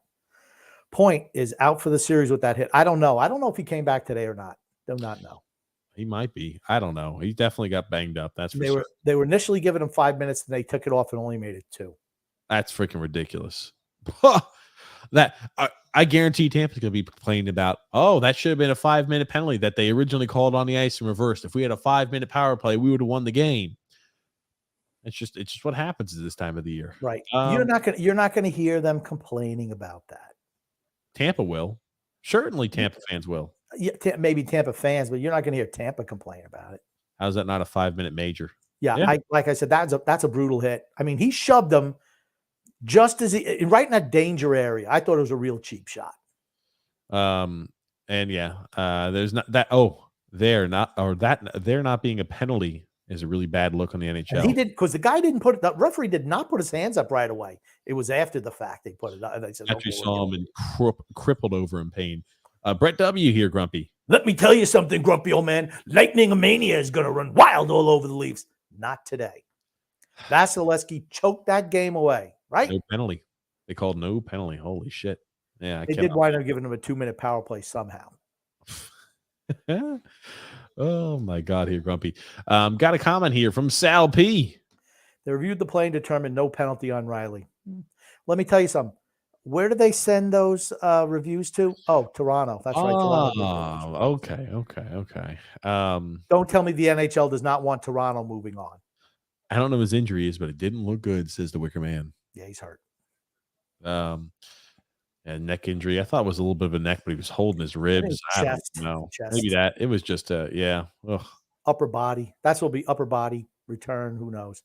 Second year in a row, Toronto's knocked them out. Second year in a row. Frank says here, let Grumpy have his TV. Oh man. Just a battle that went wrong for Braden Point. Disagree. The shove. I disagree too. If he didn't shove him at the end, yes, I agree. He shoved him at the end. As he's on his pushed knees. off and shoved him. That's what caused it. He didn't have to do. He extended the arms and shoved them. That's what makes it a penalty. If points out for this series, there's no shot. Or I'm sorry. If points out, there is no shot Toronto can lose this series, right? I disagree. Toronto's got loser gene really deeply embedded in their DNA. I don't know, man. Oh, man. How would you like Rangers Toronto for the Eastern Conference Final? They're not beating Boston. Here's the thing. These injuries that Tampa's been amassing just means that they can't beat Boston. They have no chance in hell beating Boston. Boston cakewalks in the Eastern Conference Finals. Who would the Islander fans root for if it's Rangers versus Toronto. Isn't that like worst case scenario? The building to collapse. I think We they root for root that. for. I think that the Islander fans would probably root for. They got to go with Toronto, even though Tavares is there. How about Tavares lifting the cup? He's the captain, isn't he? Holy Oh my shit, God, yes. Could you imagine that? that's shit? terrible. That's terrible. No, Tavares. They were my dark horse this year. You know that. Yeah, you picked him at the beginning of the But year. I didn't pick them anything but the beginning of the year. So this is why I could play it both ways, right? Play one side against the other. There you go. As you always do. Yeah. Toronto ended up getting a power play out of all that. Toronto got the power play, Grumpy, not Tampa. Oh, even worse. Well, for certain, Kucherov absolutely jumped Riley, and then he did his little turtle. Man, the turtle. What a ain't that- bitch. Oof. Oh, ridiculous. Frank K says it was intentional follow through. It was the intentional follow through after. Absolutely. It was a hockey play up until he shoved him right at the end. That made it the penalty for me. Sorry. Let's see here, because I know suspension is for Carolina player who threw a punch on the bench. TJ is in his 20s. TJ, go to the hospital. Oh, I don't know what that's supposed to mean there, Freedom Fund Adventure. But no, there'll be no suspension for the Carolina player. No, there won't. No, no. With all the shit they let go, you're going to call a nothing burger and call for a suspension? Don't Nothing burger. I don't care that's still a penalty. You have to control your stick. There's no rule in the rule book that says no high sticking for the victim of high stick lifts the stick. It's a no, I'm going to disagree with that. You can't have a guy have control of the other guy's stick and hit himself in the face and say that's a penalty. No. But I would surprise me the Islanders try that. Maybe Zach Parise, that'll be his next trick in his book. A little tap on a stick doesn't make your stick swing all the way around like Martin Hooks did. He banged it up. You saw the videotape. It was right there. I thought, honestly, when I first saw it, and I even said it on the live stream, I said, it looked like Mayfield was holding his stick because it was dragging behind him. All of a sudden, it shot up. It's like, I thought maybe he was holding the stick and let it go, and it hit him in the face when he tried to yank it out. That's what I thought. Nick A said, shut up. Clueless as always. Oh, Nick. He's probably talking to some of those fans who are, whatever they're saying. Maybe he's talking about, maybe it was with Rupp. But Declan says here, this idiot doesn't know the rule. He's not right. The whole rule is you have to control your stick no matter what. As long as it's not your own stick, it's a penalty. But I'm not going to complain. Okay. There it is. We'll move along there. I thought it was interesting. The referee looked right at it. Then he looked, because he saw from behind, he looked at the other referee who didn't have his hand up, and he let it go on. He wanted help on it. Mark A said, we're winning on Sunday, April 23rd. It's my birthday. Happy birthday. Mark. Happy birthday, Mark. Have a good one. Absolutely happy birthday. Hope the Islanders win. Give you a birthday present. I hope that's not the best present you get, but I hope it's a birthday present. I hope it's a good birthday present, though. So do Anthony Rizzi says here, this is a joke, right? So the Islanders are all goons. We hold sticks, we trip, we grab, whatever all the time, and every other team is just fine. Your stick is your responsibility. Respect my authority. All I'll say is you see the Islanders, particularly certain players, are more, and like I said, I don't go looking for those things until I notice them time and time again. Sure. Look at how often the Islanders are holding sticks behind the net in the offensive zone all the time. Every team and does. it's certain players. Like I said, there's certain guys who do not do it, but there are some guys who are serial offenders. They do it all the time. Parise is number one on that freaking list. He is a master at drawing penalties that are not penalties. He'll grab a guy's stick and do a pirouette. Down he goes, and he'll get the penalty call. It's called a veteran move. Talk about Martin's doing a good job there. Played well, played regular time, 19 points, a fourth liner. Yeah, I think Matt Martin's played well. Yep, don't think anybody can complain about much. No, but it's just like we always glorify the fourth line guys because we don't have a guy where it's like, oh, we can glorify Sebastian Aho, we can glorify Svechnikov, we can glorify Braden Point or Steven Stamkos. We don't have guys like that ultimately talented that we can glorify like other teams do. Declan says, I was referring to his wife's Twitter responses at Salty Canes fans. Now, I'm assuming you didn't see it. No. I didn't see any of the Twitter stuff, man. Don't do the Twitter thing, little Mrs. Matt Martin. Don't do it. Yeah, I don't know why. Do not get into scrambles Kissing with matches. freaking fans of the other team. It's a mistake. Just ignore it. Don't do it. It's not a winning. You're never going to win that deal. Never. The cousin Mose says here, who would you like on the first line if we take Lee off of it? How about, I don't know if he plays left wing. How about Max Pacioretty for next year? He's right in our wheelhouse. On a 1-year deal, man. Absolutely. I wouldn't be opposed at all to a Max Pacioretty on a 1-year prove-it deal. He's in his 30s.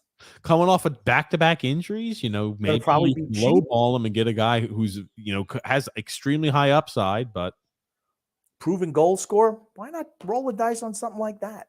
Yep. I was thinking about that a couple days ago. I said, what about Max Pacioretty? He fits our MO. Absolutely. Would he want to come here? I have no idea. Right. But I mean, he's a UFA. Maybe that kind of works. You need somebody else on the first line. You do. And TJ's right. It's my actual first name. TJ pronounces it correctly. I must have fucked something up and he's being facetious because I don't pronounce anything right. Alexander says here, hey guys, what a win yesterday, but I hope you guys are doing well. We're doing well, man. Alexander, hope you're doing well also. Drew L said Phil does kind of look like Kirk Cousins a bit. He does. And you know how guys like Kyler Murray are called the mobile Kirk Cousins. Does that make Phil an analyst Kirk Cousins? Yes. Not even. Actually, he's not. He's Kirk Cousins' backup. Oh man! He's kissing Cousins. Kissing Cousins. Oh no, Grumpy. Point back in for Tampa. Okay, cool. He's already back. Gotcha. Cut it out, Grumpy. We should probably beat Carolina in game 2. I don't agree with that one. No, I thought they were the better team. No. I still got a feeling we're winning this series. If we win tomorrow, I'll be there. Grumpy is the most miserable, uneducated host I've ever seen. Oh. I'm not the host. TJ's the host. I'm the analyst. Oh, Nicholas. And the expert, by the way. Thank you, Nicholas. You gotta do better than that one, Nicholas Alphonse. Ladies and gentlemen. We got here. Grumpy old man. The glove ones aren't weak goals, says Frank. Shooters? Oh, no. Absolutely they are. Absolutely. Those goals that go right through a guy's body are weak freaking goals. Sorry, no. No freaking way. Oh, if Sorokin gives up that goal, you'd be screaming that those are weak goals. Scott Harris said nobody ran stars. Turgeon, Pekka. But think about this. When they ran stars, think about how pissed off we were because of that bullshit. We still talk about it to this day. Yep. If that didn't happen with Turgeon, what could have happened? Yep. That's right. We would be having the same reaction. Let's say Stahl got seriously injured after they ran him from behind. And they broke Pekka's wrist when they slashed his wrist and they broke his freaking wrist. Those dirty bastards. It's the same. Adam Graves against Mario Lemieux. Pittsburgh to this day still talks about that. To this day, and that's the shoe on the other foot test, right? Sure. Everyone talks about it. What happened when that happened? You saw them. They went after those other guys. What happened to Hunter? He was suspended, 17 games the next year? Should have been suspended an entire season of play. Right? Yep. Flex Cruz says here, what does having the last change of change lines means? It means when the Islanders will have the last change, it means that Carolina has to put their lineup out first of who they're going to put out there for the faceoff. No. If Carolina has the last change. I'm saying tomorrow, when the Islanders have the last change, when Carolina puts their lineup out there, the Islanders can go ahead and make an adjustment and change who they want out there on the ice. If they say, they're putting the first line out there, let's go ahead and put out Bo Horvat to win the draw. Let's put out Casey Cizikas in the gang. Or we're in our defensive zone. Okay, they're putting this guy out for the face-off. We want this player. You have the last change. You can put the lineup out there last after Carolina puts their lineup on. To make it real simple, because TJ's got to drag that out, you get to match whatever line you want up against who the visiting team puts out first. That's it. See how simple that is? I don't need to go through I like how you said no, but I explained exactly. Because I thought you said Carolina first. No. I thought you said Carolina first. Fucking grumpy. Anyway, Been our best defenseman. Talking about probably Pulak. I thought he's played well. He He struggled. has with been time. good. He has been good. Dobson was with Aho's ass last night. Didn't hurt. Paulo C. Grumpy. Grumpy, if or when we score 3 goals against Carolina, we should win the game because of Sorokin. So it means we should have won game 2. Ranta is their goalie and part of their team. Well, Sorokin's part of our team too. So guess what? I told you 2 shutouts, 2 1-goal games. That's what he's going to have to do Sure.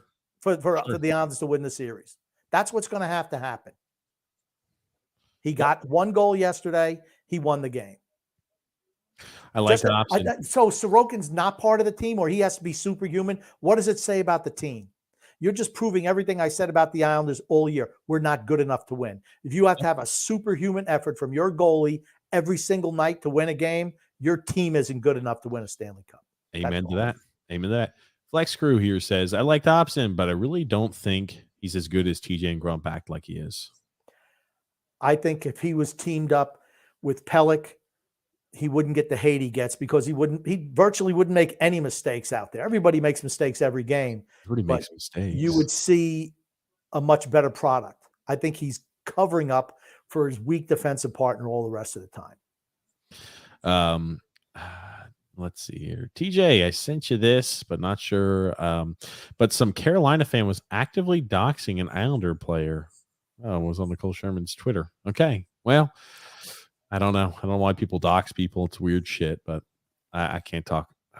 Look at this. Nicholas Alphonse said the mustache is trash. Oh, Nicholas, your hat is on crooked in that picture. Nick, I'm gonna cry. Oh no, I got called having a bad mustache. When I wear hats, I'm not really picking on Nicholas, even though his hat. Put Nicholas's crooked hat picture back up there. See, now where I wear a hat, it looks crooked, but it's not because I try to make it look crooked. It's because my head is weird shaped up top. Because I know X has the same type of warped, fucked up head that you do, Grumpy.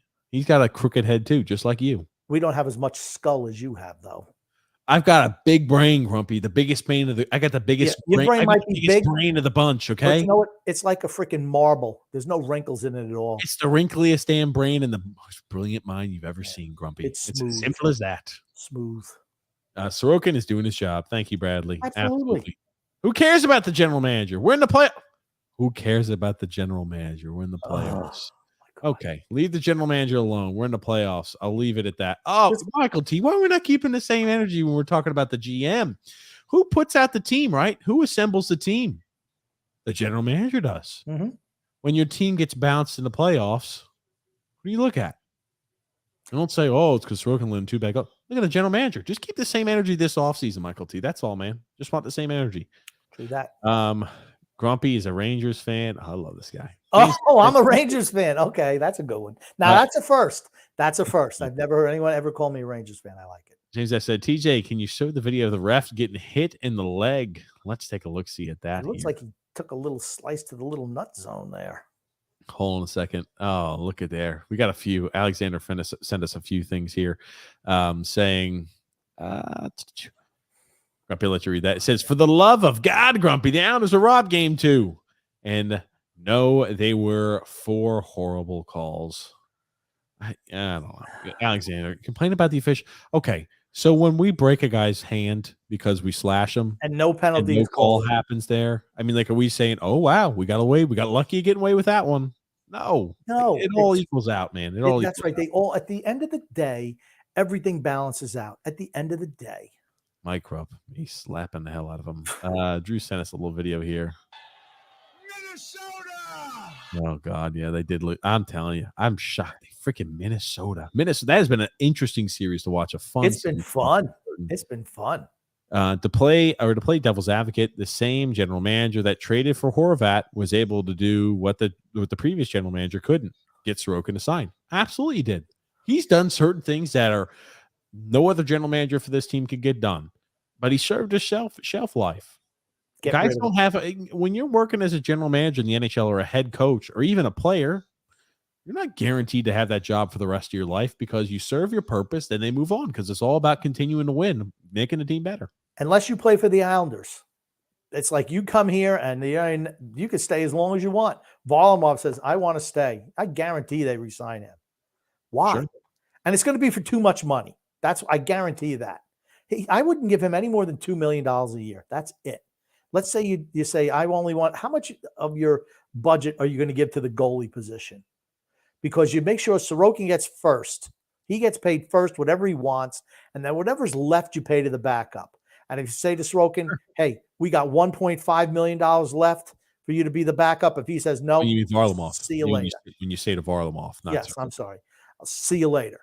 We'll just find somebody else. Grumpy, I disagree with you when you always say we could have gotten him in the summer.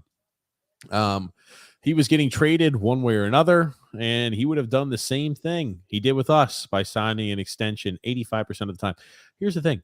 If he was traded to a new team, how many teams, smart teams, would have given Bo Horvat 8 years times $8.5 million? Nobody. I don't think the market wasn't that high for him. Yeah, and here's the thing. I thought it was dumb of him and his agent to sign a deal as soon as he got traded. You had all the leverage. You're going to be the number one free agent in the market come the offseason. You don't even test the market? You could have waited till the end of the year before signing a deal. What also could have been done, too, was, hey, you could have, if he was unsigned by the team he was traded for, let's say they were only looking for him as a rental, you could have then traded for his rights at the NHL draft and given him that crazy extension if you wanted to, too. There are ways to do it. You just got to be creative. Instead of giving up assets. The Rangers traded for Patrick Kane. Did he sign an extension immediately with the Rangers? Nope. Did Tarasenko immediately sign an extension with the Rangers when he got traded there? Nope. Most teams do not sign those guys to long-term extensions until the end of the year. They might talk to them, but they don't do it immediately. And I'm trying to find here. We're trying to wrap things up here, Grumpy, because we're about at 2 hours and 40 minutes. When the Islanders get eliminated, TJ, will you rebrand the show as the Rangers Never Say Die? Oh, hold on. First off, Andrea, we've already discussed the Islanders are not getting eliminated, my friend. We are winning the Stanley Cup. Okay, we're not getting eliminated this year, Andrea. But no, I'm not going to rename this the Rangers Never Say Die. Grumpy, when this podcast performed, or when the podcast is performed, do yourself a favor and check out Paul Simon's first post-Clash album, Havana 3M. Gary Myrick, She Talks in Stereo, was guitarist. One of my favorite albums. I will have to check that out. Here's the thing, Freedom Fun Adventure. You're going to have to remind me again because I'm going to forget that. Performed. I was like, okay, I got you. When it's performed, I guess it's a performance, the podcast too, perhaps. Sure. Nicholas also saying analytically we were better. Okay, here's the thing, man. It's like we're talking to a freaking like an Excel spreadsheet, except the only item that actually matters on an Excel spreadsheet is win and loss. Yeah. You can't convince me we look better than Carolina the first two games. I thought we looked better than them last game. Absolutely. Friday, which is good. Hey, look better than them again and win the game. That's as simple as that. But Craig K says here, we got in the Canes' heads. They can't keep up with the physicality. It'll only get better the longer the series goes on.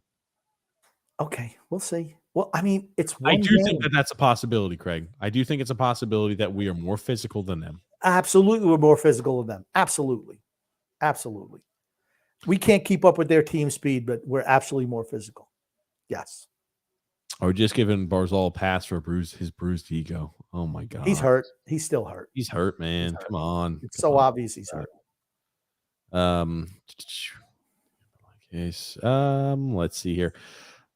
Man, we got Ponybear Curtis. What's up, man? I see you in the comments there too. Boys, can you dissect Adam Pellick's entire statement he left to the press today? I'm not even sure. If somebody links us to that, I will pull that up. If somebody could go ahead and link that to us, we'll look at it. They're very similar plays. Talking about that goal. Don't blame Sorokin for. Oh my God, very similar play. You know what, man? I tell you, I guess I'm at a loss. It's like blaming Kelly Leak and fucking Bad News Bears. This is what this is like, guys. We're blaming fucking Kelly for all these people who continue. And this is last. We're not going to talk any more goalie. It is what it is, right? He had a great game yesterday. I didn't see any celebrations. Sorokin was fantastic. So glad we have him. Thanks for only giving up one goal. You kept us in a tight and contested game. You're a fucking superstar. I didn't see any of those comments. So I'll wait for those to roll in now that I mentioned it. All in the comments in the game 3, talking about how fantastic he was to keep the game fucking 1-1, the entirety of it when they had some primo opportunities. I'll wait to see the line. Sorokin had a great game 3. I'll wait for those. But you know what this is like? It's like people blaming freaking Kelly Leak and Bad News Bears for getting thrown out at home plate in the last game. Not only did this son of a bitch, he freaking Kelly Leak. Yes, Kelly Leak strapped that miserable Bad News Bears team to his fucking back, and remember Ahmed brought him from one of the worst teams in that freaking league in recreational baseball. Brought him to the playoffs, helped them win through the playoffs, and hey, great play, always do great. He's throwing out at home plate. Oh no, the Bad News Bears finished second. He did everything he could. This is Sorokin. He's been playing playoff hockey for the last 25 games. If you haven't looked recently, what was the record for the Islanders since the NHL trade deadline, or since the last 25 games? 19 some odd wins, where they were on a 19 wins over a 25 game stretch. Sorokin played 23 of those games. Okay. Sorokin got all those wins too. Sorokin is the only reason you're in this playoff picture. Hey, I'll be waiting for those. Sorokin had a great game 3 comments just littered in the section. So I'll wait for those. But Grumpy, man, we're here at the end of the show, buddy. We're 2 hours and 40 minutes in. You're not feeling good. I can't deal with all this Sorokin nonsense, man. It's driving me nuts, Grumpy. It is nuts. Got a big game tomorrow. Islanders against the Hurricane. Big game. What do you think the outcome's going to be, man? I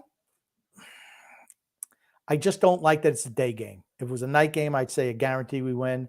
I think it's going to be close. I think that you can't let Carolina score first. Sure. Got to come out. And a lot of these early day games, we just come out a little slow. I hope we're kind of past that, but it's kind of been our MO for the last couple of years, right? Come out, start slow. Hopefully that won't be the case tomorrow. Don't let Carolina get up on you, and I think we win. I like this. Andrew said Sorokin was especially good when Dobson coughed it up right in front of the net. Nobody on him. I know. He did do that. He did. Dobson's made his mistakes. Dobson in game 2 freaking turns the puck over, makes an unbelievable play to recover after his fuck up. Yep. Every player makes mistakes every single game. Just like when Pulock doesn't press the point or doesn't press the issue and allows that shot. Yeah. Here's the thing. Pulock has had a great freaking time. He's had a great series. He's been fantastic. That's all I could say about that. It's been fantastic. Oh, D-Cut saying TJ's hairlines are receding. Wow. That's true. That's true, guys. I actually don't have hair. I'm actually bald already. So gotta watch out for that. How about Lemieux slash on Norton's knee in the 93 series? And TJ, that mustache is very Super Troopers of you. Thank you. I appreciate it. What's a mustache, right? I do. Oh God. Oh man. That was from Super Troopers. I know. I like Super Troopers. That was a good movie.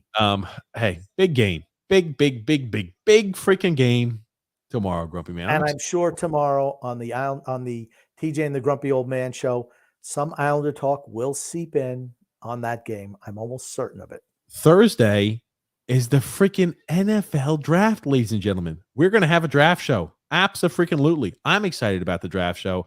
I can't freaking wait, Grump. Me neither. Can't wait. I'm excited. Hey. Pumped up, ready to go. I already know who's going first. I'm excited for the Carolina Panthers. That's the first time ever I've been excited for them. The hero of the people is no longer playing, so I'm more excited in local teams now. Oh, that's good though, Grumpy. It's good, man. Grumpy, what do you want to? Give you. I want you to give a freaking synopsis, a pep talk for this Islanders game here, Grumpy. What are the keys to victory for the Islanders tomorrow? Physical game, right from jump. Hit. Keep on hitting those defensemen, wearing out those defensemen, finishing your body checks. Maybe bench Engvall because he won't throw a body check. Only kidding. Engvall's got to play. Physical on their defense. Keep on running their guys in the back. Wear them out. Don't let Carolina get the jump on you tomorrow. Please don't do that. Yep. Don't do it. Oh, man. I'll tell you. Big game. Out-physical them. Outwork them. Get up early. You're in a good spot. It's as simple as that, ladies and gents. Declan says Aaron Rodgers finally on draft day. Yeah, I think he'll be moved on draft day. That's got to be like a soft deadline, no? Day two of the draft, not day one, Yep. day two. So it's going to be Friday. Friday, you should have Friday. some news about him. One Absolutely. of those number 2 picks has to go to Green Bay. I don't know what the hell hold up. They want a guaranteed first round pick from the Jets, and the Jets say, I ain't giving you a first round pick for a guy who might only play there for a year. Yep. Now, Grumpy, there's no better way to end the show than D-Cut's famous fire TJ, hire D-Cut. That's always a need every single show. But ladies and gentlemen, Islanders, big game tomorrow. Must win. 1 p.m. Eastern Standard Time. Thank you so much, everybody, for tuning into the show. We'll be live with you guys here this Wednesday. Hopefully, the Islander season will still be going on at that time period. Big game Sunday. Let's go, New York Islanders. And Grumpy, is there anything you want to say before we wrap things up today? I want to say love and laughter to everyone who listens and even those who don't, from TJ and the Grumpy Old Man. Thank you so much, everybody, for tuning in. We'll be with you guys live this Wednesday, 8 p.m. Eastern Standard Time. Make sure to check out TJ and the Grumpy Old Man tomorrow, which is Sunday at 8 p.m. Eastern Standard Time. It is in the link in the description below, also listed as a feature page on our YouTube channel. Thank you so much, everybody, for tuning in. We'll see you guys tomorrow, 8 p.m. Eastern Standard Time, for TJ and the Grumpy Old Man. Alrighty. Thanks so much, Grumpy. My pleasure.